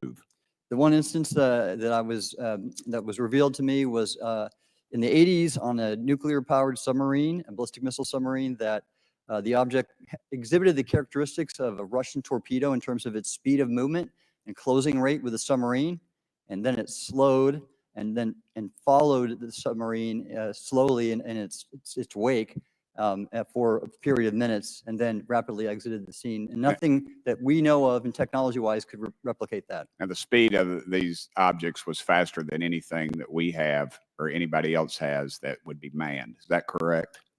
It was on the order Underwater. of a torpedo. So Yes, sir. Yes, sir. But as it exited, Well, I don't exactly know how fast a torpedo is, but I expect it does better than my old outboard Scott Atwater. So I'll take that as a yes. Yes, okay. sir. Have you experienced any experience with the All-Domain Anomaly Resolution Office, ARROW?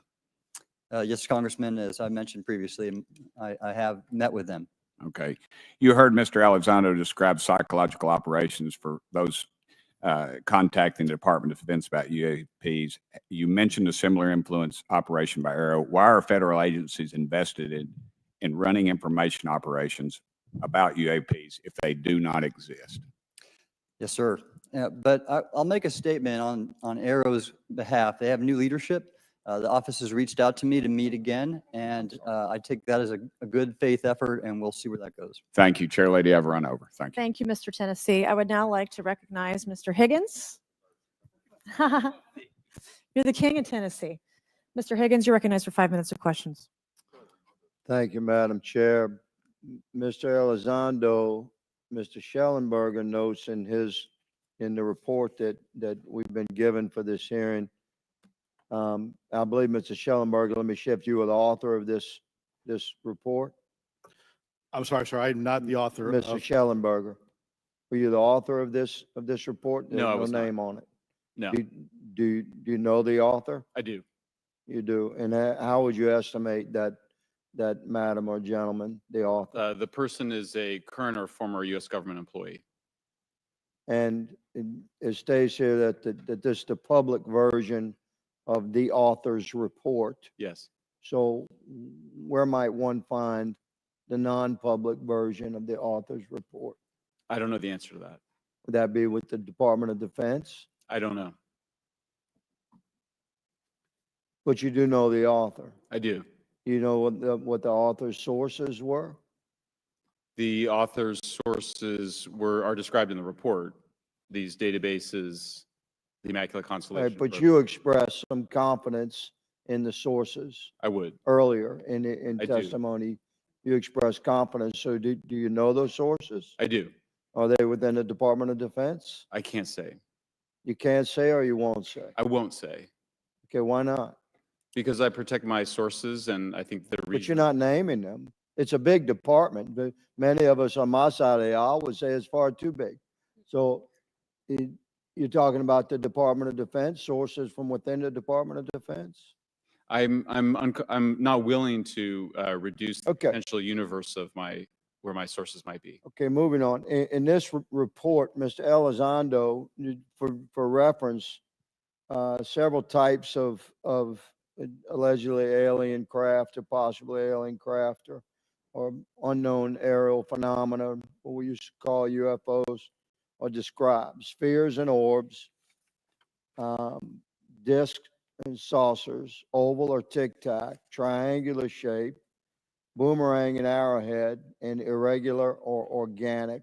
Mr. Elizondo, does that summarize to you the types of craft that we're discussing today? Sir, that is a general morphology, historically speaking, of many UAP. So those descriptions are very different craft. Is it your assessment that they would come of different origins? It's possible, but it's also could be in sense a matter of utility. And let me just state for the record, I never read the report that or the article that Mr. Shellenberger put out. The reason That's a good point. We're just referencing it. Yes, sir. For descriptive purposes for the American people. Mr. Shellenberger, in this report, it's just striking to me that regarding the descriptions of experiences with these various craft, several of them include biological effects and several do not. Are you familiar with what I'm talking about? Yes. Okay, so spheres and orbs, triangular craft, and irregular or organic craft include some descriptions of biological effects, including feelings of unease, electronic device malfunctions, long-term psychological effects such as anxiety or insomnia have been noted, feeling of being watched, a shared awareness with the triangle craft, and under the irregular and organic craft, biological effects include physical sensations of warmth or cold and unexplained smells and psychological distress. So these are very specific descriptions of the reactions of human beings, which allegedly have been noted from a study here, a report. All of those experiences would have been described by the sources that the author used.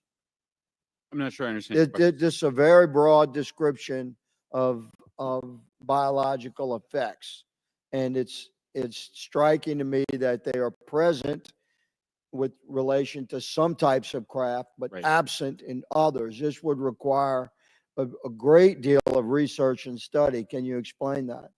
My understanding is that this is the database is very large. It includes both the images, the videos, the still images, as well as the human intelligence, the reports, the raw data from individuals having these experiences. So in answer to your question, yeah, I mean, I think we're looking at a very large amount of data collected over many decades. And that data is held by the Department of Defense? Well, I will say that after I published, I was told that this program, that the USAP was actually managed by the Department of Defense, but held at the White House. Roger But that. that's a single source, and I don't have multiple sources to verify that. Thank you, sir. I did my best to trick an answer out of you, but I was partially successful. Madam Chair, I yield.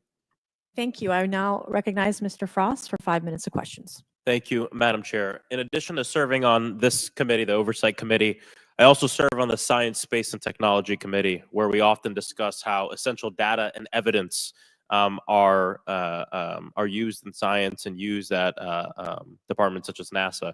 During a hearing, NASA Administrator Nelson affirmed the importance of NASA in helping us to understand UAP.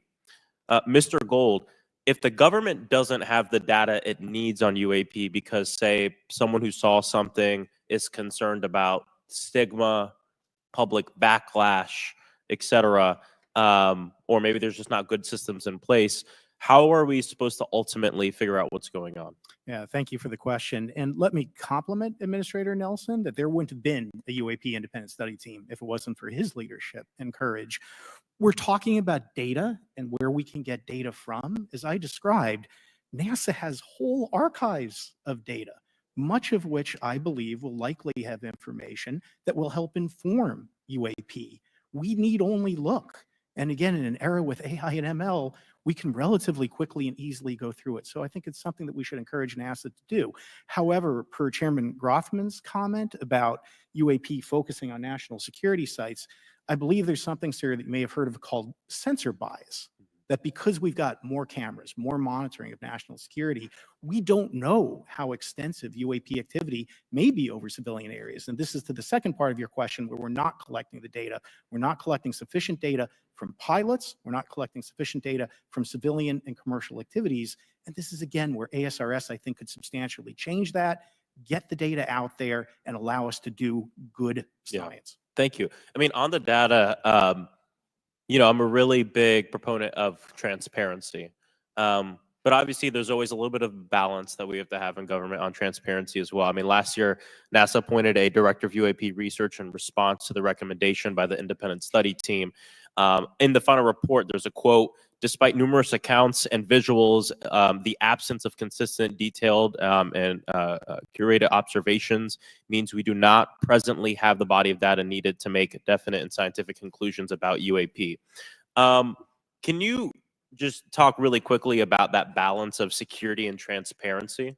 So I can say, having served at NASA, it is the most transparent organization I've ever been in. When we would have conversations of executive leadership, things would leak out almost instantly. So I can assure you, intentionally or not, NASA's very transparent.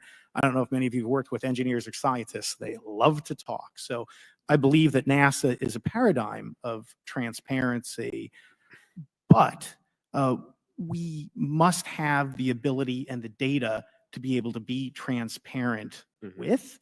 And if we're not gathering that, if we're not looking at it, then we can't bring NASA into the game and get to that good science that you need.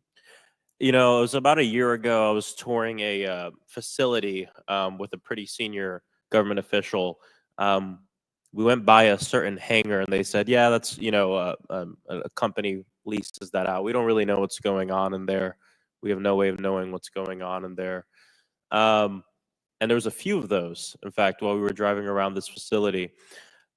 To what extent do you think that some of the UAP out there comes from off the books or unauthorized experimental aircraft? I mean, I think probably the vast majority of UAP are drones, experimental aircraft, weather conditions, which is, again, why I say if we review the data, I think we're going to discover a lot about things we weren't even thinking about. But there is a percentage that isn't. And looking into those anomalies is how discoveries will be made. And relative to science, Congressman, if I can say, when NASA studies black holes, when NASA studies galaxies, we have instruments that are tailored to do so. With UAP, were using cockpit gun cameras or cell phones. We could never do good science with that. And let me tell you, the NASA budget is under pressure. We need to make sure that the Artemis program is funded fully. We need to beat China to the moon and maintain our presence in low Earth orbit. So NASA would need more money to do this, but I think tailored instruments that would look at UAP in the same way that we have tailored instruments to look at astronomical data is important to gathering valuable and uniform information. If we were studying black holes by using fighter cockpit cameras, we probably wouldn't know that much about black holes. 100%.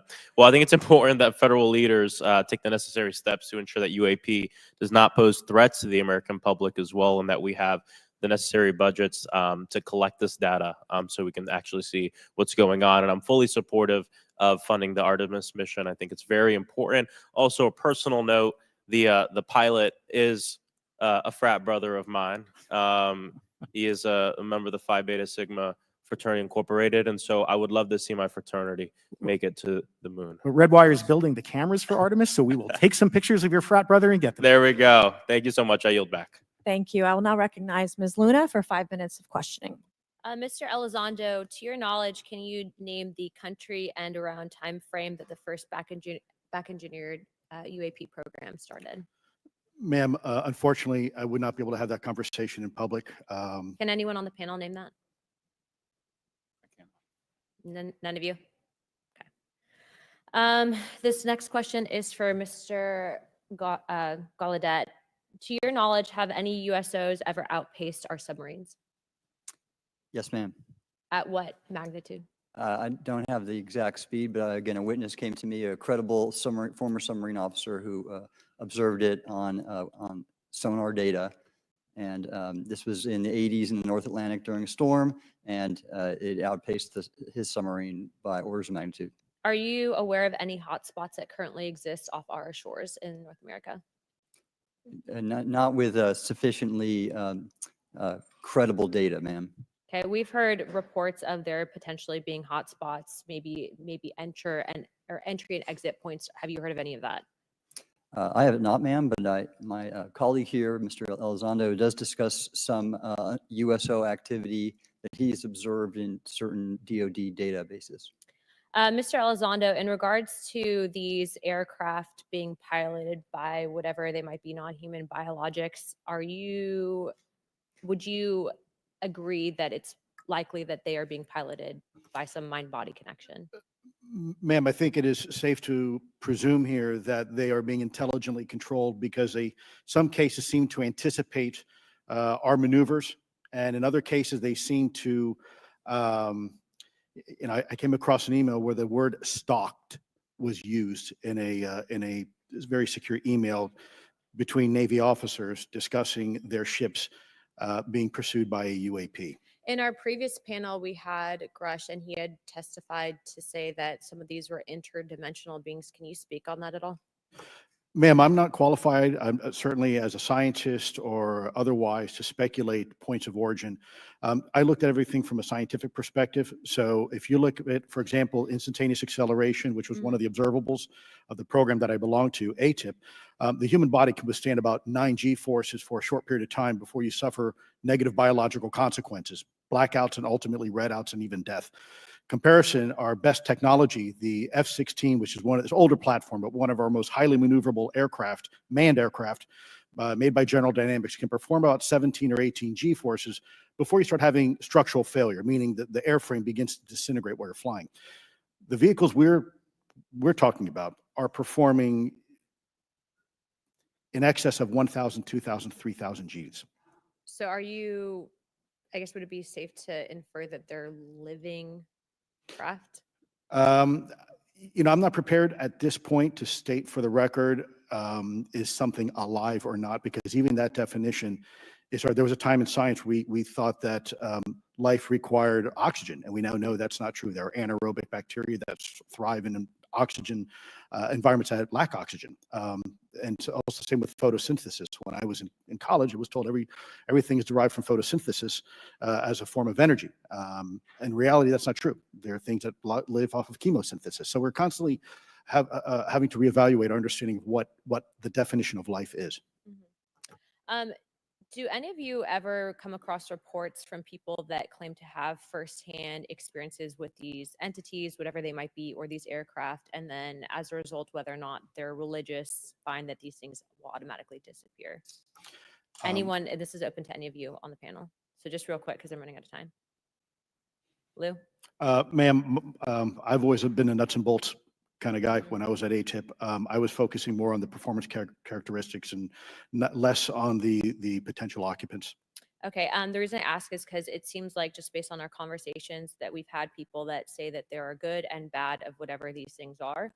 And so my concern from a national security perspective is A, that true? B, are you guys hearing reports of that? And C, I think moving forward in regards to technology, Mr. Gold, if you can answer this real quickly, some of these aircraft, it seems that they are operating off of energy that we don't currently have.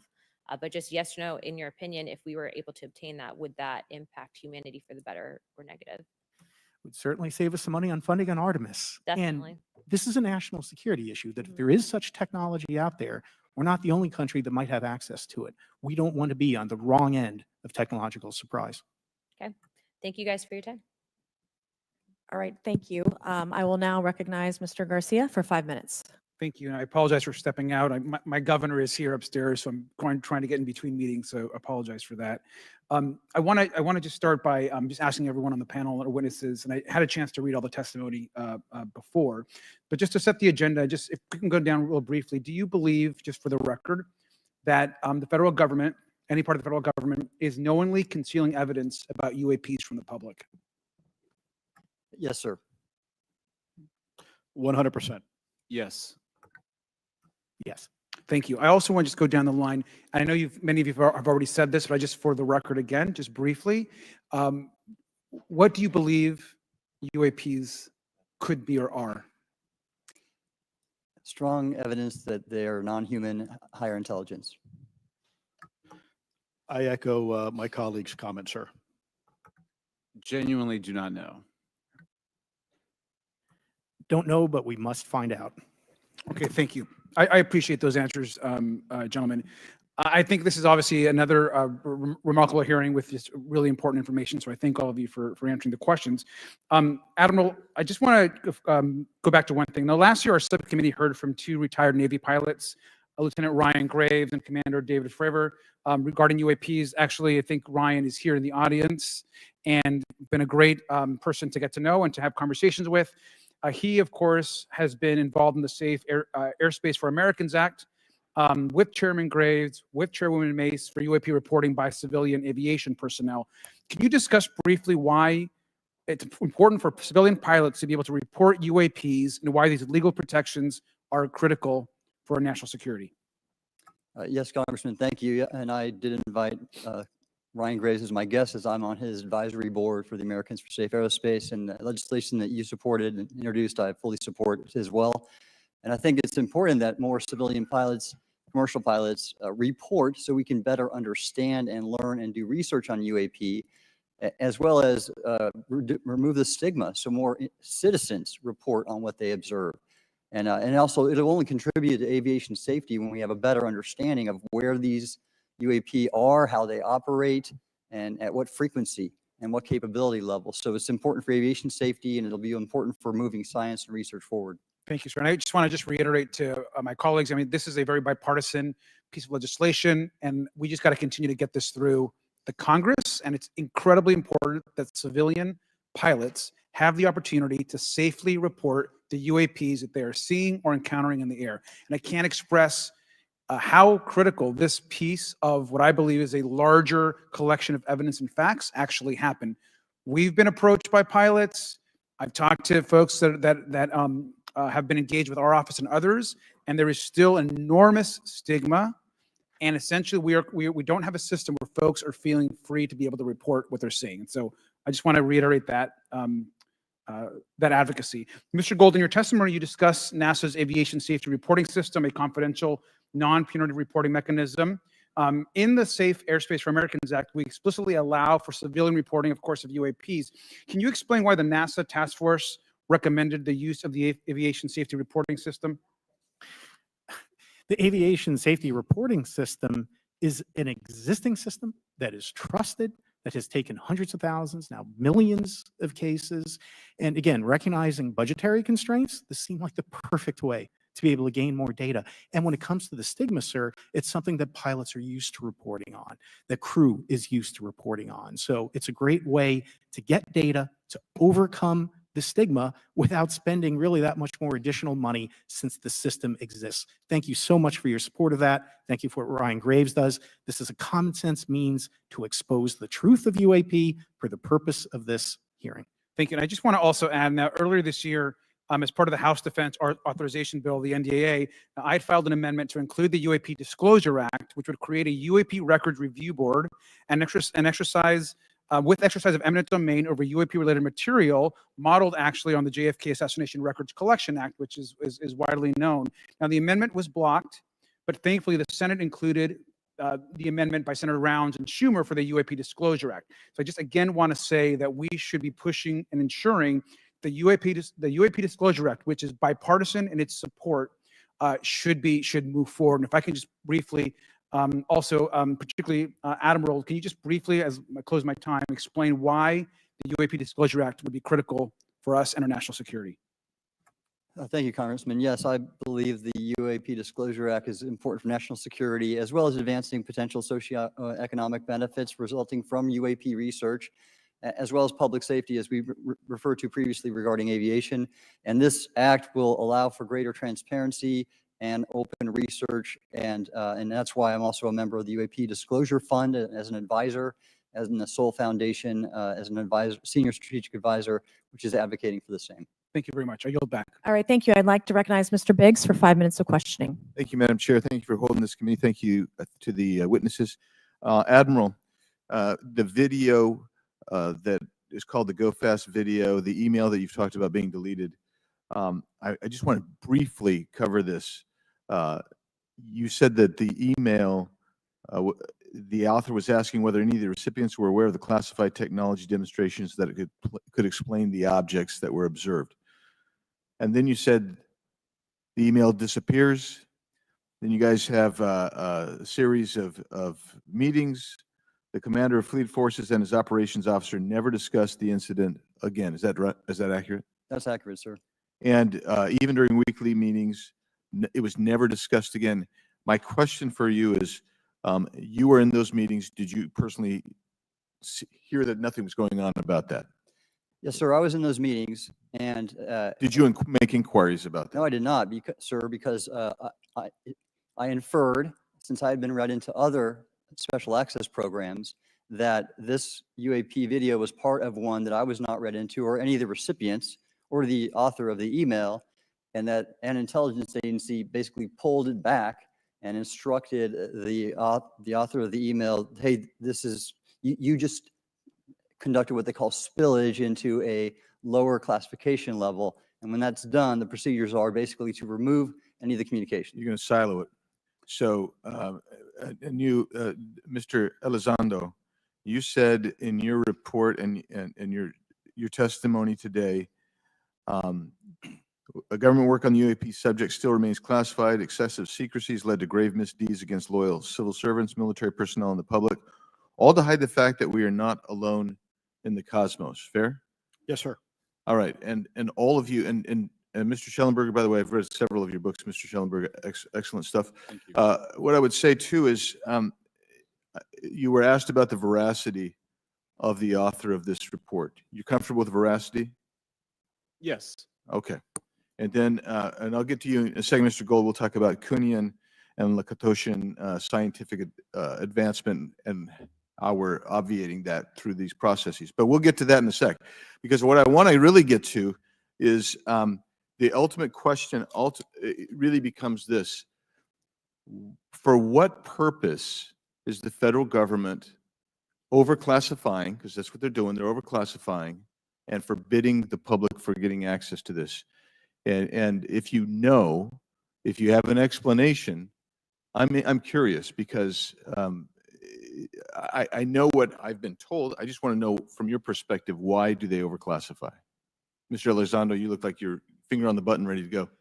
Yes, sir. Forgive me. I think there's several reasons. I think at the time when this reality became evident to the U.S. government, we were in the middle of the Cold War with then Soviet Union, and we did not want to tip our hands to what our knowledge base was on this topic. We did not want to broadcast that to The Cold enemies. War's long over. It is, sir. It is, sir. There's also then the philosophical argument that the Department of Defense and the intelligence community is solution-oriented. And when you don't have answers, it's a really tough spot to be in. It's easier to be quiet and suppressed than if you don't have the answer. Indeed, sir. In fact, there's a very real example when we built the U-2 spy plane and flew it over then Russia, and we're taking reconnaissance. And when we first started flying the aircraft, it flew so high and so fast we thought they weren't tracking us. In reality, they were tracking every flight. It wasn't until the Russians could develop the SA-2 surface-to-air missile and successfully shoot them down. I would suggest to you also, along with Lacatski and Kuhn, you also have a problem with Kenneth Arrow's path dependence or increasing returns. That's one reason why they won't disclose it. It's too painful to admit. But I just want to read a couple of things from Mr. Shellenberger's what he gave to us today, because I think this is interesting stuff, and I just want to convey this to you. On USG networks, there exists infrared footage of and imagery of a grouping of vessels engaged in SIGINT and massive collection at night in a specific area of the Pacific Ocean. This footage, which was in close proximity to the vessels, a large equilateral triangle UAP suddenly appears directly over the ships. These three bright points are seen at each bottom corner of the UAP, which is observed to slowly rotate on its horizontal axis. And he goes on to describe that. And I just want to read one more, and I'm doing this because I think it's interesting. This stuff is interesting as anything. So let's get this one here, right here.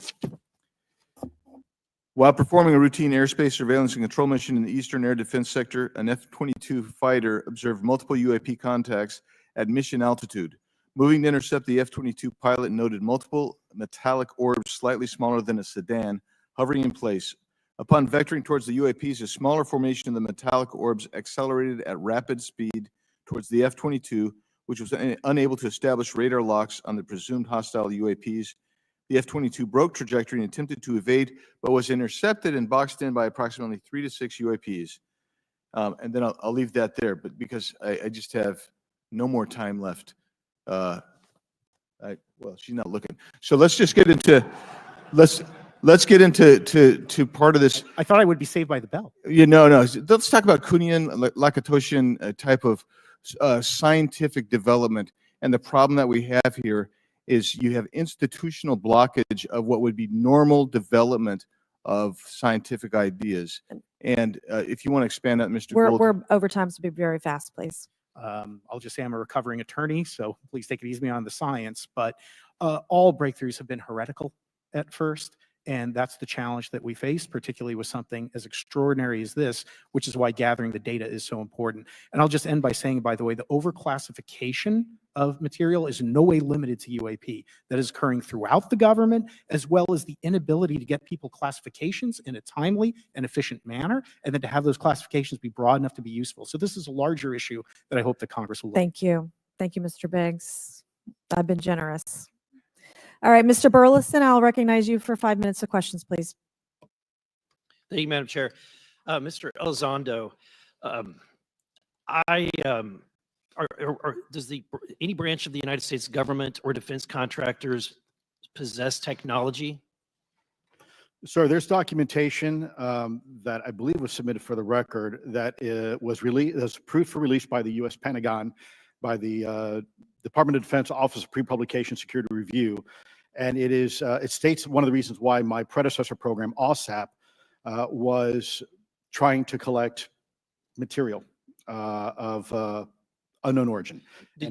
Was it successfully collected? It was not. What happened is that there was an aerospace contract company that requested to divest itself of the material that was collected in the 1950s. Unfortunately, that didn't actually occur. So let's dive into that. That's the Bigelow Airspace, correct? So yes, sir. There was a journalist, Christopher Sharp, who said that there was a transfer between Lockheed Martin, Bigelow Airspace, and the CIA allegedly blocked this. Can you describe that? What I can say is that it was blocked. Why it was blocked, I can only surmise. I was part of some conversations later on with some of those contract personnel where they had told all of us that is accurate. What we required was a memo from the Secretary of the Air Force in order to make that complete, and that never occurred. And so when Secretary Mattis became Secretary of Defense, I decided it would be appropriate for me to try to receive a memo from him as SecDef, as Secretary of Defense, if we could not get a memo from the Secretary of the Air Force to transfer that material. So if that material exists today, who's in possession? Sir, I wouldn't be able to have that conversation in an open hearing. We'd probably have to have that. Okay, my question to you then is, if we were in a secure setting, if we were in a SCIF, would you be able to provide or get access to something, whether it's visuals or material that we could put our hands on, or biologics that would convince me, that would show me that we have non-human origins? Sir, that decision would not be mine. That would be to the gatekeeper still in the U.S. government. And who would we, so if you were in our shoes, where would you go from here? How would you get that information? How would, where, a lot of times we just don't know who to ask because we don't know where to go next. So if you were in our shoes, where would you go? Well, I prefer to answer that question in a closed session. However, we established Aero for that very purpose. And unfortunately, under its previous leadership, it failed. So one would hope that they would have the authorities necessary to do that. Let's hope that this new iteration of leadership will be successful. In the discussions, it's simply about material, or is there discussion about it was previously testified that there's biologics that were collected. Are you aware of any of that? I am, sir, aware of the reporting that biologics have been recovered. Again, my focus was more nuts and bolts, looking at the physical aspects of these phenomenon, how they interacted around military equities and nuclear equities. So I'm certainly not a medical expert. I would not be able to probably provide you a whole lot of value in that simply because I don't have the expertise. But was anything described as that we have possession of bodies? Yes, yes. We have, is it multiple types of creatures, or? Sir, I couldn't answer that. I can tell you anecdotally that it was discussed quite a bit when I was at the Pentagon. The problem is the supposed collection of these biological samples occurred before my time, in fact, before I was even born. And was this part of the Lockheed Martin discussion, or was this the biologics is a completely separate? Separate yet related. Okay. Has anyone made contact? Sir, I'm sorry, could you specify? Has there been any, to your knowledge, any communication with a non-human life form? So the term communication is a bit of a trick word because there's verbal communication like we're having now. The problem is you also have nonverbal communication. And so I would say definitively yes, but from a nonverbal meaning, when a Russian reconnaissance aircraft comes into U.S. airspace, we scramble 2 F-22s, and we are certainly communicating intent and capability. I think the same goes with this. We have these things that are being observed over controlled U.S. airspace. And they're not really doing a good job hiding themselves. They're making it pretty obvious they have the ability to even interfere with our nuclear equities and our nuclear readiness. Is the United States government and our contractors, are they pulling technology from this? Or they're reverse engineering this? Sir, as I previously stated, and please forgive me, I am not authorized to discuss specifics about crash retrievals. I signed documentation with the U.S. government. What I can say was, after a very thorough review process by the Pentagon, what I wrote about, and that was my limit, unfortunately, that it was given. Thank you. Yes, sir. Thank you. I would like to recognize Mr. Timmons for 5 minutes of questioning. Thank you, Madam Chair. Mr. Elizondo, you just said something interesting. You said they don't seem to be hiding. They don't seem to be hiding. The UAP sightings are becoming increasingly brash, if you will. And, we've been hearing about these for years, but they've generally been isolated and not as consistent and over critical military installations. Would you say that's fair? Is this becoming increasingly often? Is it happening more and more? Great question, sir. Let me see if I can answer this for you.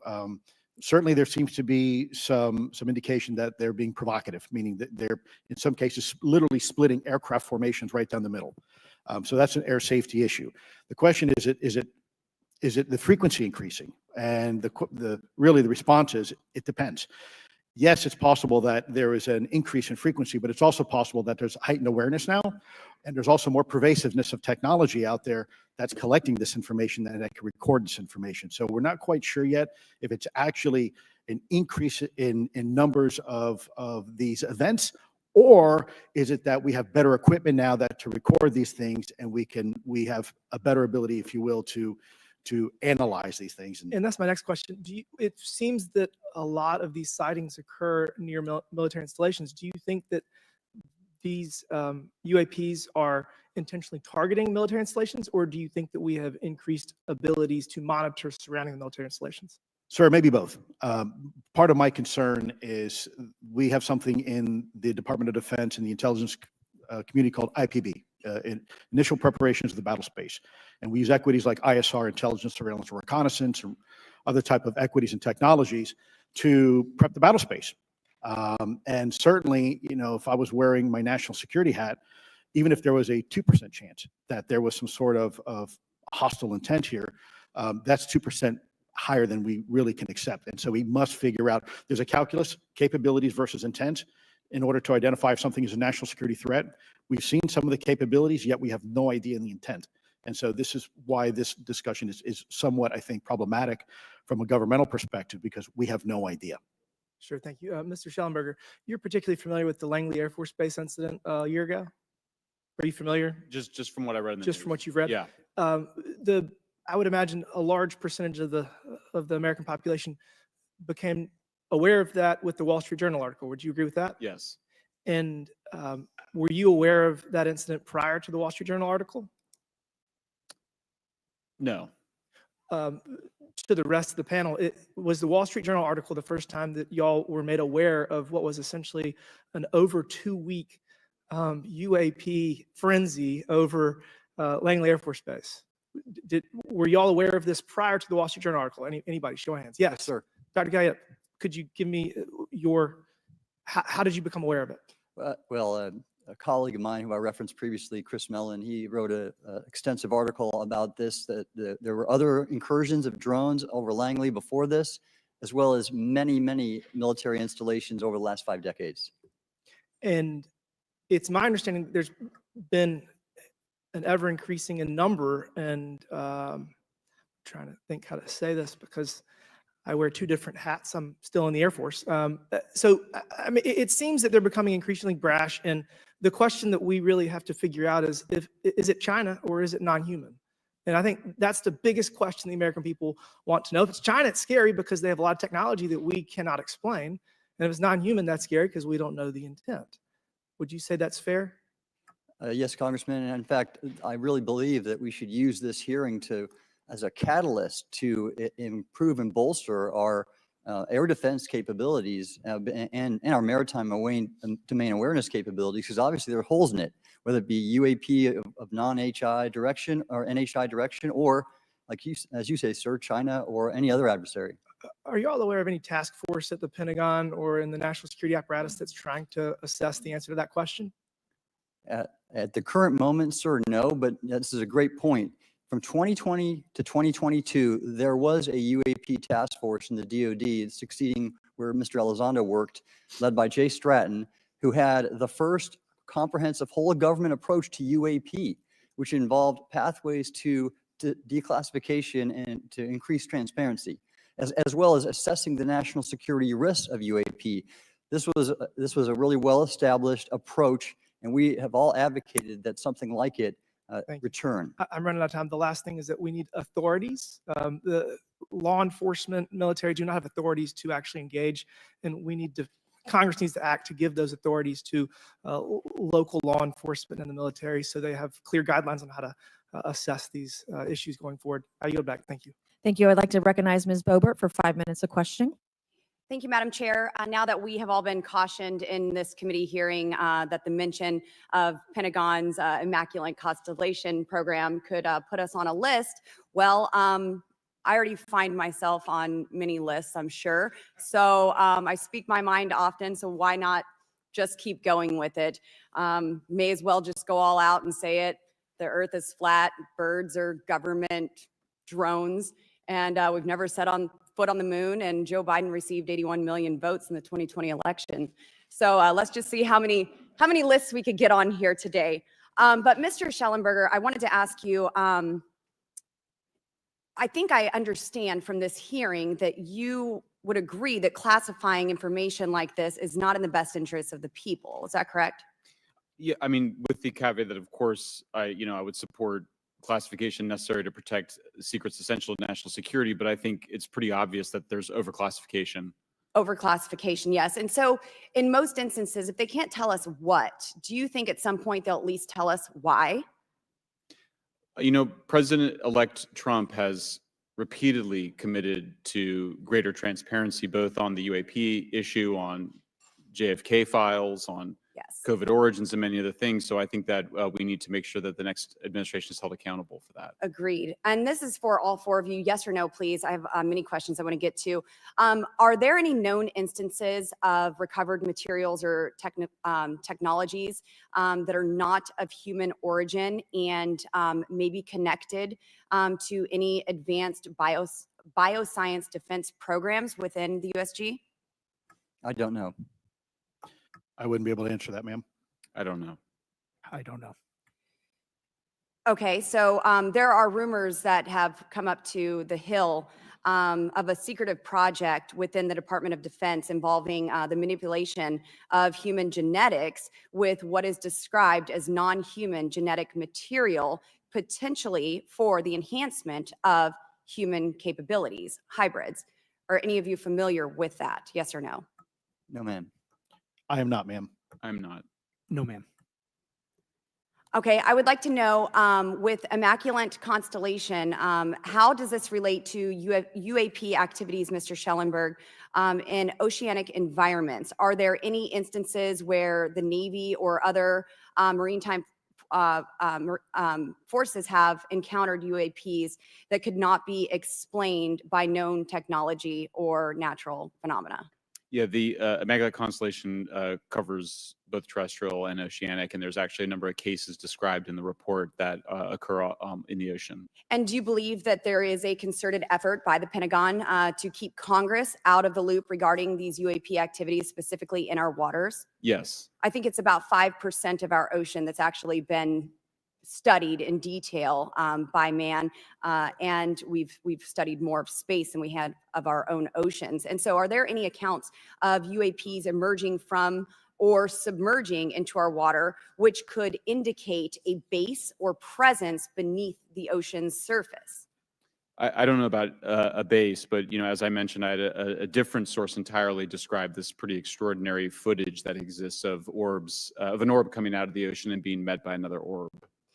Some would say that there's multiple hotspots where we see frequent activity. So in your investigations, have you come across any data or visual evidence like sonar readings or underwater footage of these UAPs? I have not beyond what's in the report.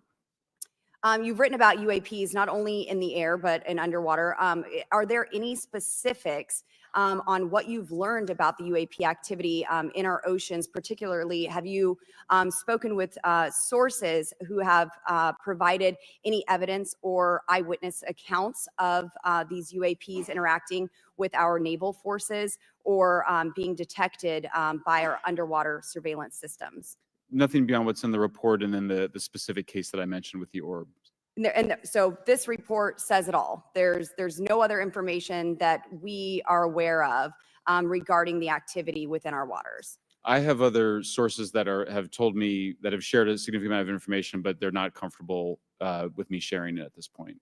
Okay. Are there any technological capabilities observed in these oceanic UAPs that seem to defy our current understanding of physics or our engineering capabilities?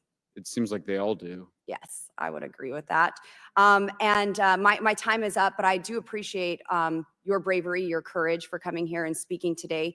And it seems like there's still some questions that we need answers to, and we will not relent until we get those to the American people. Thank you all. Thank you. I move to allow myself and the ranking member 5 additional minutes for questions without objection, so ordered. Mr. Elizondo, were you read into the Immaculate Constellation program? Ma'am, I would not be authorized to confirm nor deny the existence of any ongoing or past program, especially as it relates to a special access program, either by name or trigraph. Okay, and then does the U.S. government or private contractors, do they work with other foreign countries, China, for example, to exchange data, quote, from a source, that intelligence data about UAP? Let me, if I can answer that a little bit more generally, ma'am, if I may. We do have foreign material exploitation programs. That is something that is widely known, and that term itself is unclassified. How exactly that works becomes a bit sensitive. A discussion we could certainly have in a closed session if you like.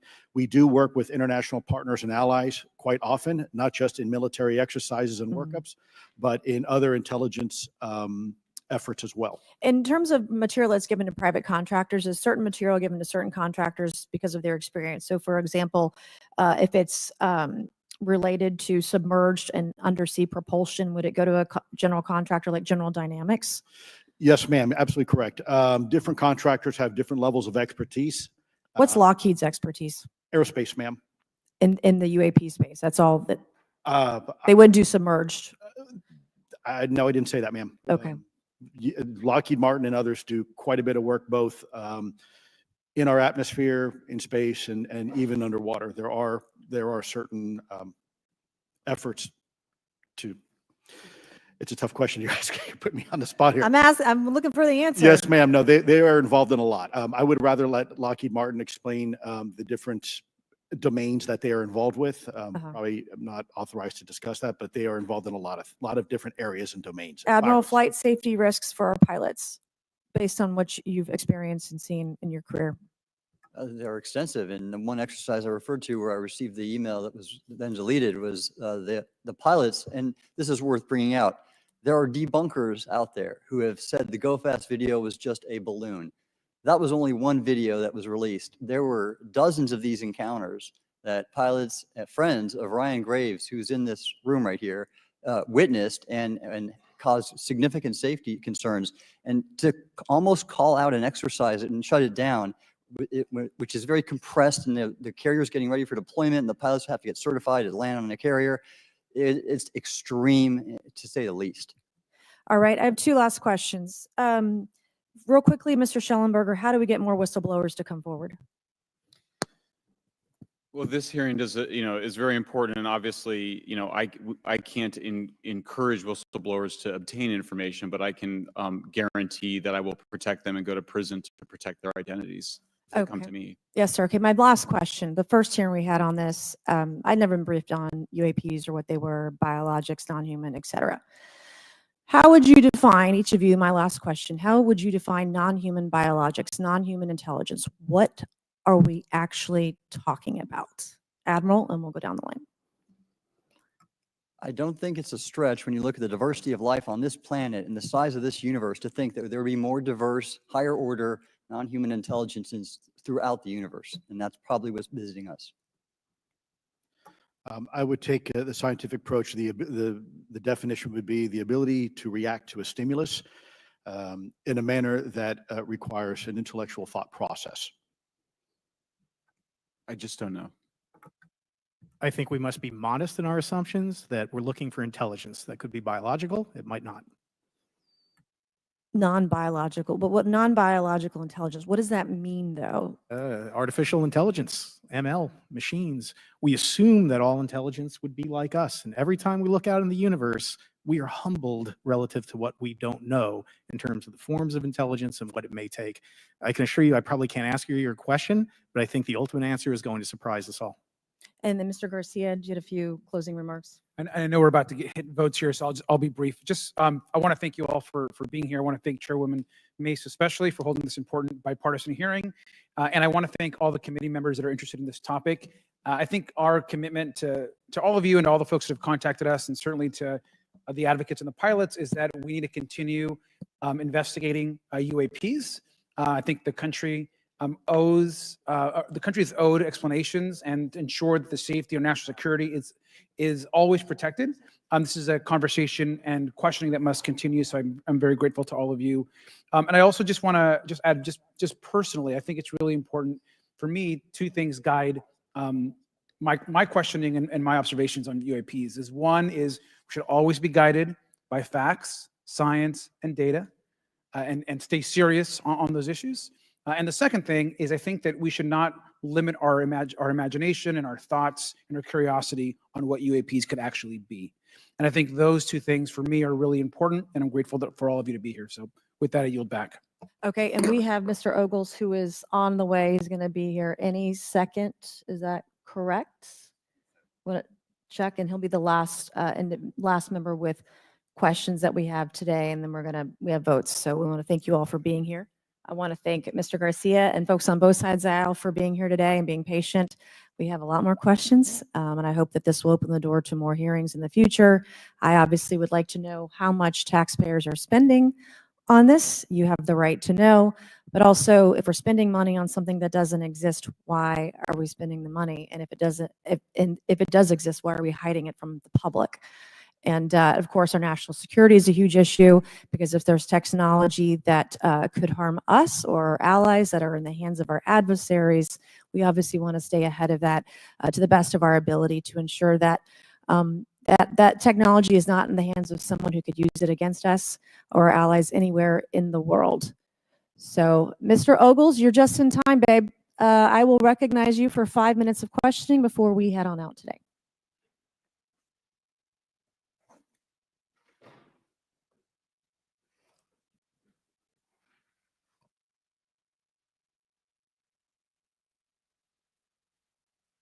Well, thank you all for being here. And Madam Chairwoman, I'm out of breath because I sprinted to get here. But this is an important hearing. I think we all know that there's something going on. Mr. Elizondo, based on your knowledge of UAP sightings, do you believe it's fair to say that they are especially common near nuclear sites? Yes, sir. Mr. Congressman, I absolutely am convinced of that, as are my colleagues inside the government. And the reason why I pose that question, and this has been one of my talking points from the beginning, is, Oak Ridge is in Tennessee. The so-called weather balloon that drifted, that we now know was controlled, it passed near Oak Ridge. It obviously is a sensitive site, both of interest to our adversaries and to whatever else this is. Because we know that at military installations, at sensitive locations, such as nuclear facilities, that we're seeing this take place. So the question is what is it? Do you believe they've caused an irregular activity, and why might they be interested in those sites? Sir, in some cases, it's actually regular activity. You'd be surprised. There's actually documentation right now that's been submitted. It's not just Oak Ridge. It's Savannah River Site, SRS. It's also Los Alamos. A lot of our sensitive R&D locations appear to be under some sort of surveillance and monitoring.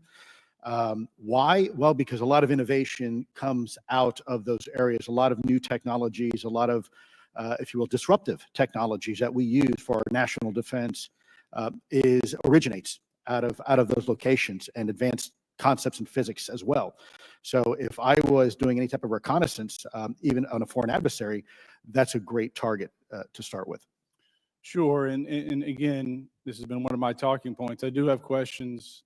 What role might the Department of Energy or its subsidiaries or affiliates have in this type of technology, or possessing this type of technology, whether it's ours or others?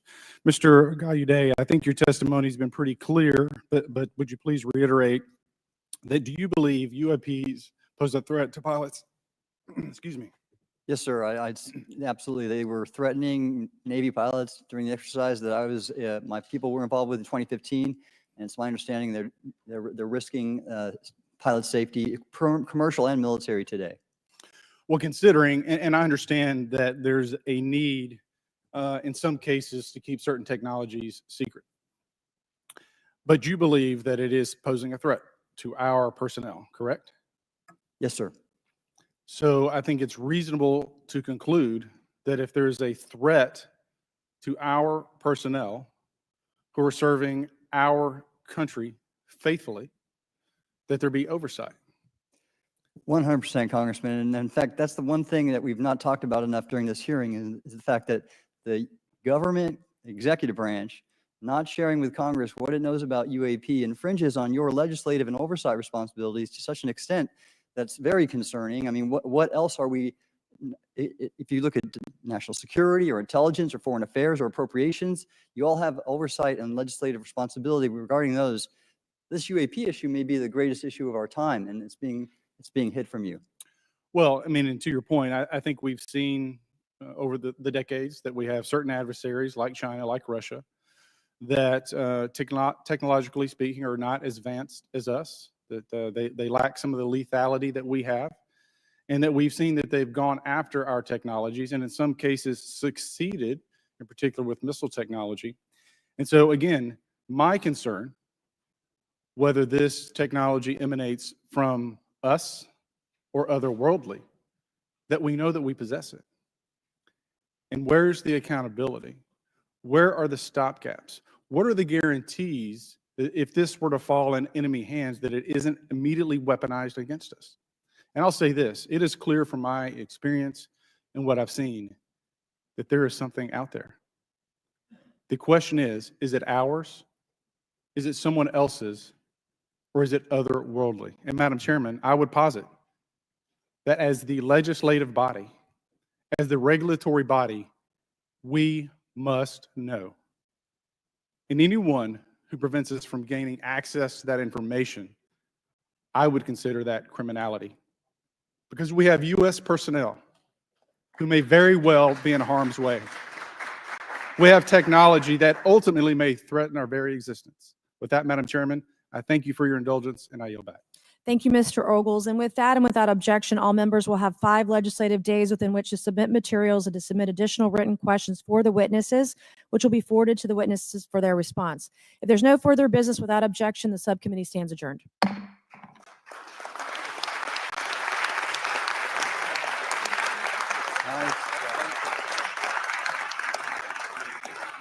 Wow. Well, there you have it, folks.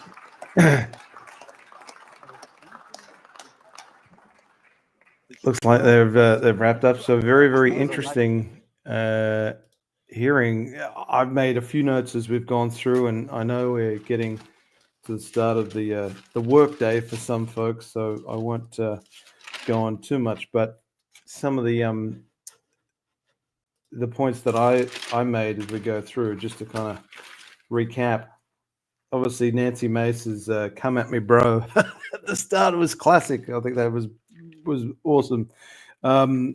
She highlighted a few things that, how can we trust the Department of Defense when it's failed its last 6 consecutive audits? Comments about lack of public trust in ARRO, lack of transparency. She hit home on Immaculate Constellation a number of times, and it's great that 12-page report has now been formally entered into the congressional record. So does that mean that we, the general public, will have access to that 12-page report? If so, would certainly love to give that a read, because I imagine there is some very interesting information in that. Get rid of this. Hang on, folks. Just going to turn off my browser here. So what did you guys think? I was a bit disappointed with Mike Gold. He obviously had some good points, but I don't think he was able to bring a whole lot to the table, other than really lobbying for NASA to get more funding to achieve its missions and objectives, and obviously for it to take on board an investigatory effort into UAP. So I don't know if he was as powerful as a witness as we would probably had hoped for. I don't think he was able to bring as much to the conversation as Shellenberger, Elizondo, and Gallaudet. What was frustrating was the number of times that the witnesses responded, "I can't talk about that in a public setting. I can tell you in closed session behind a skiff." So we've heard that time and time again. And the thing that stood out for me at the end is Ogles. I really liked his line of questioning, his comments at last year's hearings, and I think he nailed it again at the end of this hearing where he got an applause, was, we must know as the oversight body, we must know. And I think the problem with that, though, is that how can the House Oversight Committee exercise oversight? How can the committee exercise oversight when a lot of the key information is only going to be revealed in a skiff? And for a large part, the House Oversight Committee does not have the necessary clearances to hear that classified testimony in a skiff. I mean, I don't even think that they've heard David Grush's classified testimony in a skiff as of yet. And the reasons why for that, we can all speculate, but you would want to hope that now that there is, time and time again, folks have reiterated that I can't talk about that in a public setting, open hearing, can only reveal it in a skiff. You'd want to hope now that there is an opportunity for those witnesses, particularly Elizondo, to reveal more key information in a skiff. So interested to get some of your thoughts from today's hearing. Let's have a look at some of them as they come through. There we go. Yes, totally agree with you, Plant Watering Citizen. Round of applause for Ogles. I think his closing statement, his closing comments were quite pertinent. You did miss it, unfortunately, Jag, I should say, but know that it's recorded, so you can certainly go back and watch it on demand. Jasmine, USA. Short or Cook one. I feel like they're still treading water. I don't think it went anywhere far. Yeah, I mean, I don't know. I think we were probably spoiled last year with what we got with David Grush's testimony, and then it kind of didn't reach the same level of perhaps wasn't the same caliber of what we were expecting from what we got last year. But again, a lot of key moments in there, and I'll talk about some of the things that I noted down. Thank you, Jimmy, for joining. Hope you're feeling better, my friend, and you don't have to get in trouble for having a day off. David's comments, good night, everyone. I'm going to bed. Thank you, David, for joining. I appreciate you taking some time out of your early morning to join. A hopeful day of inquiry. Yep, hopefully the first of many more hearings to come, as Representative Garcia noted, that there should be more hearings. There should be more information provided to the general public. There needs to be greater transparency on the topic, and hearings are a way of facilitating that. Play it back to me. You can watch it. You can go back and watch it at your leisure, Jag. No problem. Gold was boring. I agree. He didn't have I think everyone was hopeful that Gold would maybe be able to bring something exciting to the table about his work with Bigelow Aerospace and maybe any possible connections with Bass and ORSAP, but unfortunately not to be. That's right, Grant. NASA is a bad actor. I don't know about bad actor, but I don't know if they're based on NASA Administrator Bill Nelson's comments last year, where he kind of totally mischaracterized David Grush's testimony. I don't know if NASA is best positioned to take on the UAP effort, particularly as there is there is some mistrust about what NASA has done in the past. Mark's comments, Gold was a waste of time. I personally think it would have been more valuable to have Mark McInerney, who is the NASA's director of UAP research, to come in and answer some questions, provide an update on what NASA's director of research has been doing. Gold was the ghost of Sagan. Ryan's comments, but think about what he's saying. Gold mine of irrefutable data that DoD can't block. I'm going to have to put the goggles on here. Short of a quick one. They did, though, seem to push it into the future a bit with the new administration coming in. Yeah, I agree. I mean, certainly Trump has talked about how he wants to be transparent on the UAP issue.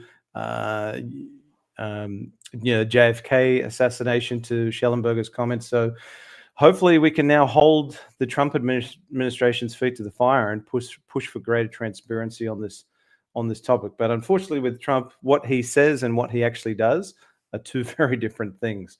So we can only watch and hope that he stays true to his word.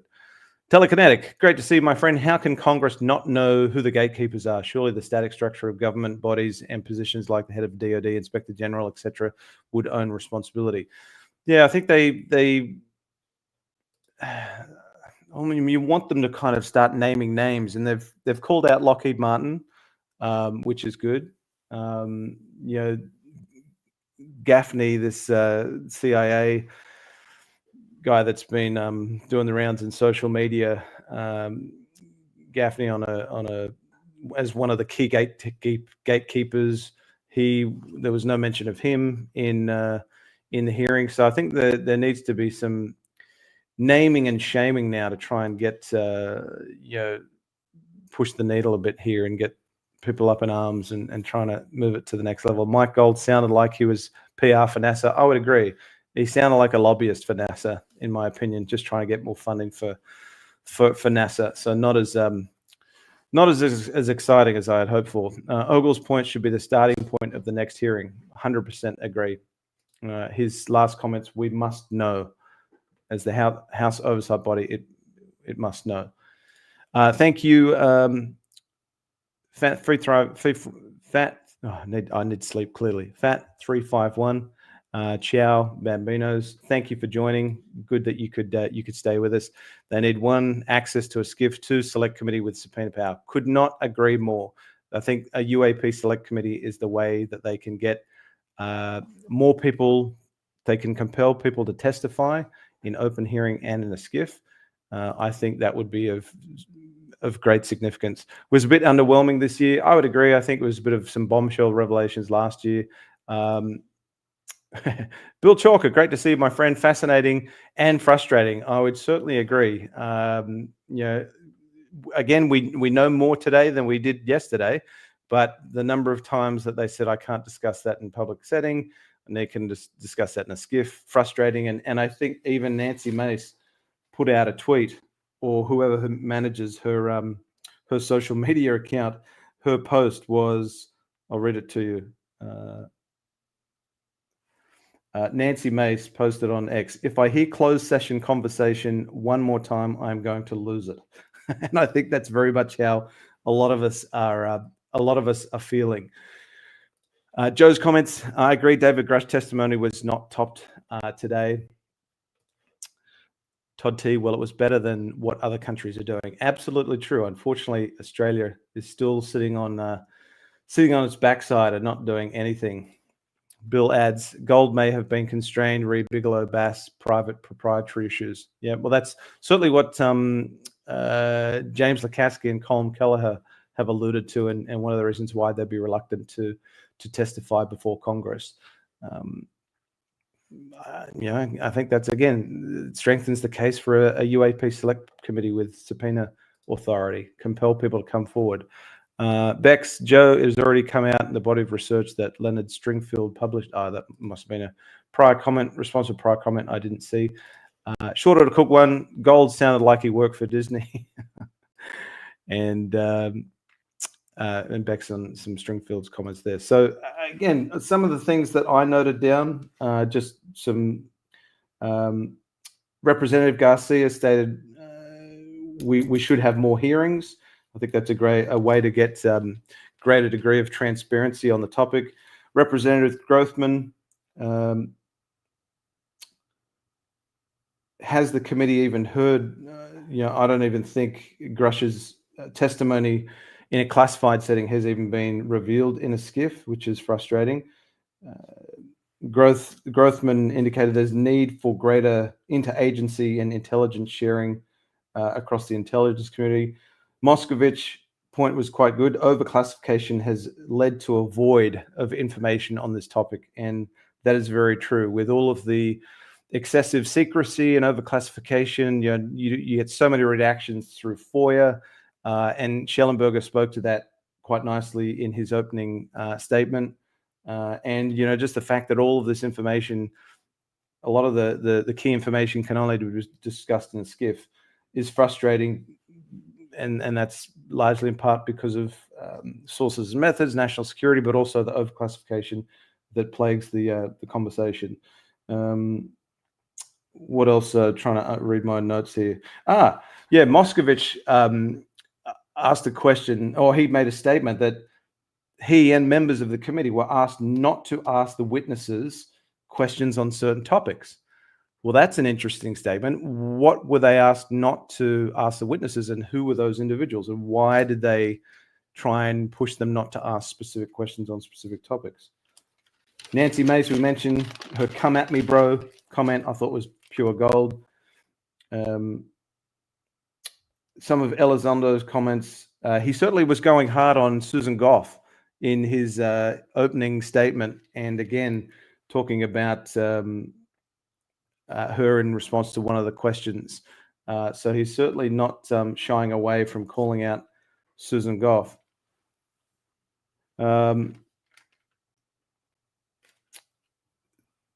Also had Mace was asking questions of Elizondo about crash retrieval programs. Elizondo couldn't talk about crash retrieval programs, wasn't authorized to do so. But he was asked, do you believe there are crash retrieval programs? Yes. Do you believe that alien tech has been recovered? Yes, or something to that effect. I'm paraphrasing. Moscovich asked,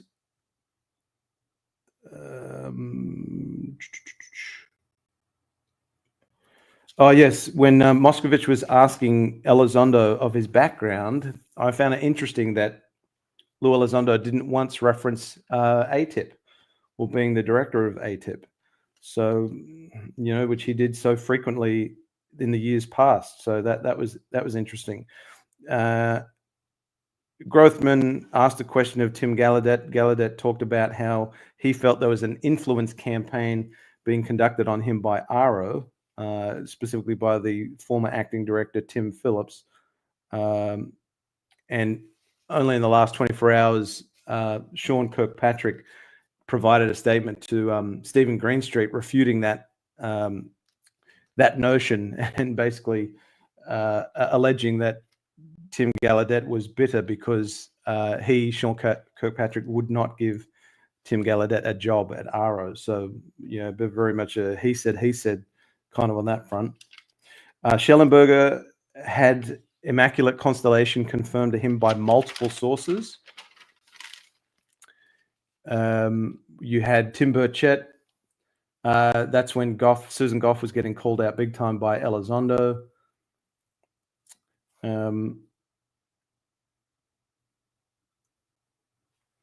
So Elizondo couldn't dismiss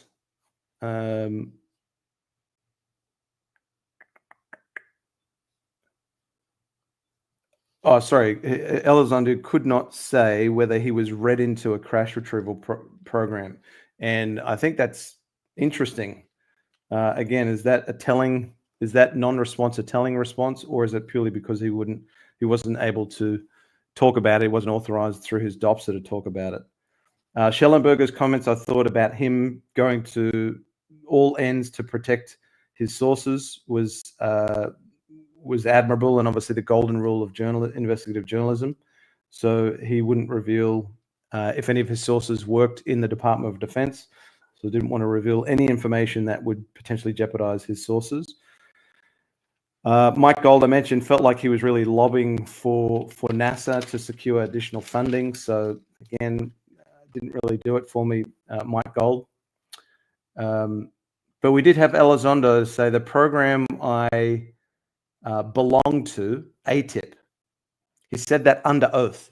So we now have an on the record, under oath statement from Lou Elizondo, the program I belong to, ATIP, saying that he was a part of ATIP. Again, there's more documentary evidence supporting ORSAP and its mission than there is ATIP. So hopefully more information, which Elizondo has said, a lot of the information regarding the classified hit work that he did on the UAP topic remains classified. So is a lot of the ATIP information just yet to see the light of day? One would hope so. Garcia, Representative Garcia's comments, all witnesses, well, I can't read my writing here, so I'll move away from that one. Biggs, Representative Biggs, I think he made a really interesting point. He asked the question, for what purpose is the government overclassifying information? And his response was, it's too painful to admit it. So the government, it's too painful for the government to admit its mistakes, or maybe that there is weaknesses and vulnerabilities. So they would prefer avoid talking about it altogether, or not revealing any information that would be of embarrassment to the US government, or paint a picture of the greater perceived level of lack of trust. Burlinson, it was great that he was asking for evidence. So I think he was really pushing for, well, what evidence can you provide me with that will convince me of this UAP and NHI being a reality. Bobert asked a question of Shellenberger, talking about administration. The Trump administration really needs to be transparent on this topic. So Trump needs to be held to his word that he will be transparent on the UAP topic as well as the JFK assassination. Interestingly, that Representative Bobert asked the hybrid question. She went there, and all of the witnesses said they don't know anything about it. So that was interesting. Mace did ask the question of the witnesses, what is NHI? And I found the one comment that I did find interesting from Mike Gold is it could be AI, it could be artificial intelligence, doesn't necessarily need to be non-human biologics.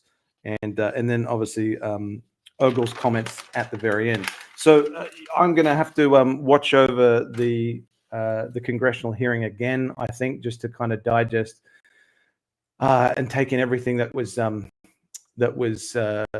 discussed. But again, some interesting tidbits.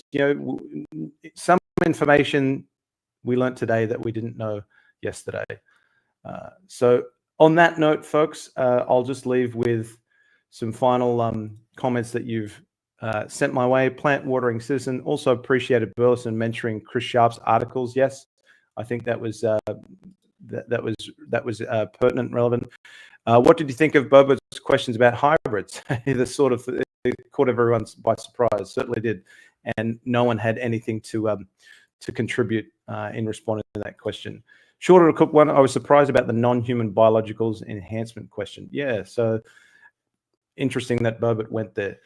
So there you go, folks. That is the fourth congressional hearing that we have now had in less than 3 years, and there is another one only around the corner. We have Kirsten Gillibrand is going to be doing a Senate hearing on UAP, where I suspect she will be calling the new director of RO, John Kozlowski, to provide testimony and an update on RO's efforts. So that will be interesting. And by the sounds of it, Representative Garcia would love to see more hearings. I would like to see more witnesses called forward, notably those that have firsthand evidence. Unfortunately, that was what was lacking in today's hearing from the witnesses. And I think the only way to get to that point is for stronger whistleblower protections to be implemented. And Representative Burchett has put forth some legislation that will hopefully achieve that. A select committee on UAP with subpoena authority that can compel people to testify, like James Lacatski and Colm Kelleher, who have been very reluctant to testify before Congress. And that in itself, I believe, is quite telling. Even though they can't touch the proprietary information, I think the fact that they've gone on the record, they've had a number of books come out, they've had information approved by stopped, so they've gone on podcasts. Well, again, the argument being Congress has a much broader reach and audience than a weaponized podcast or a book, because if the mainstream media covers it, then that goes global. It has a lot more reach, like we saw with David Grush's testimony last year. So the journey continues, my friends. We hopefully will see some interesting information come out of the upcoming Senate hearing on UAP from Kirsten Gillibrand. Shorter quick one. Thanks so much, Grant. Thanks to everyone in the chat. Thank you all for your engagement and all of your comments in the chat. I've really appreciated showing them throughout this live stream. Thank you for this, Grant. Really enjoyed watching and discussing with you all. So again, thank you all for taking some time out of your day. I'm going to try and catch maybe a half-hour sleep so I can get through my work day. I still have to go to work. But really appreciate you all taking some time out of your day, and hope you've enjoyed tuning in for this special live watch party of the joint subcommittee hearing on UAP, and look forward to seeing you again on a future episode of the Unexplained Rundown. So thanks, folks. Enjoy the rest of your day. If you have enjoyed this episode of the Unexplained Rundown, please consider giving it a thumbs up, sharing with your friends, family, colleagues, and social network, as well as subscribing to the channel. And if you'd like to be notified whenever the Unexplained Rundown goes live, premieres, or posts a new video, be sure to ring that cowbell.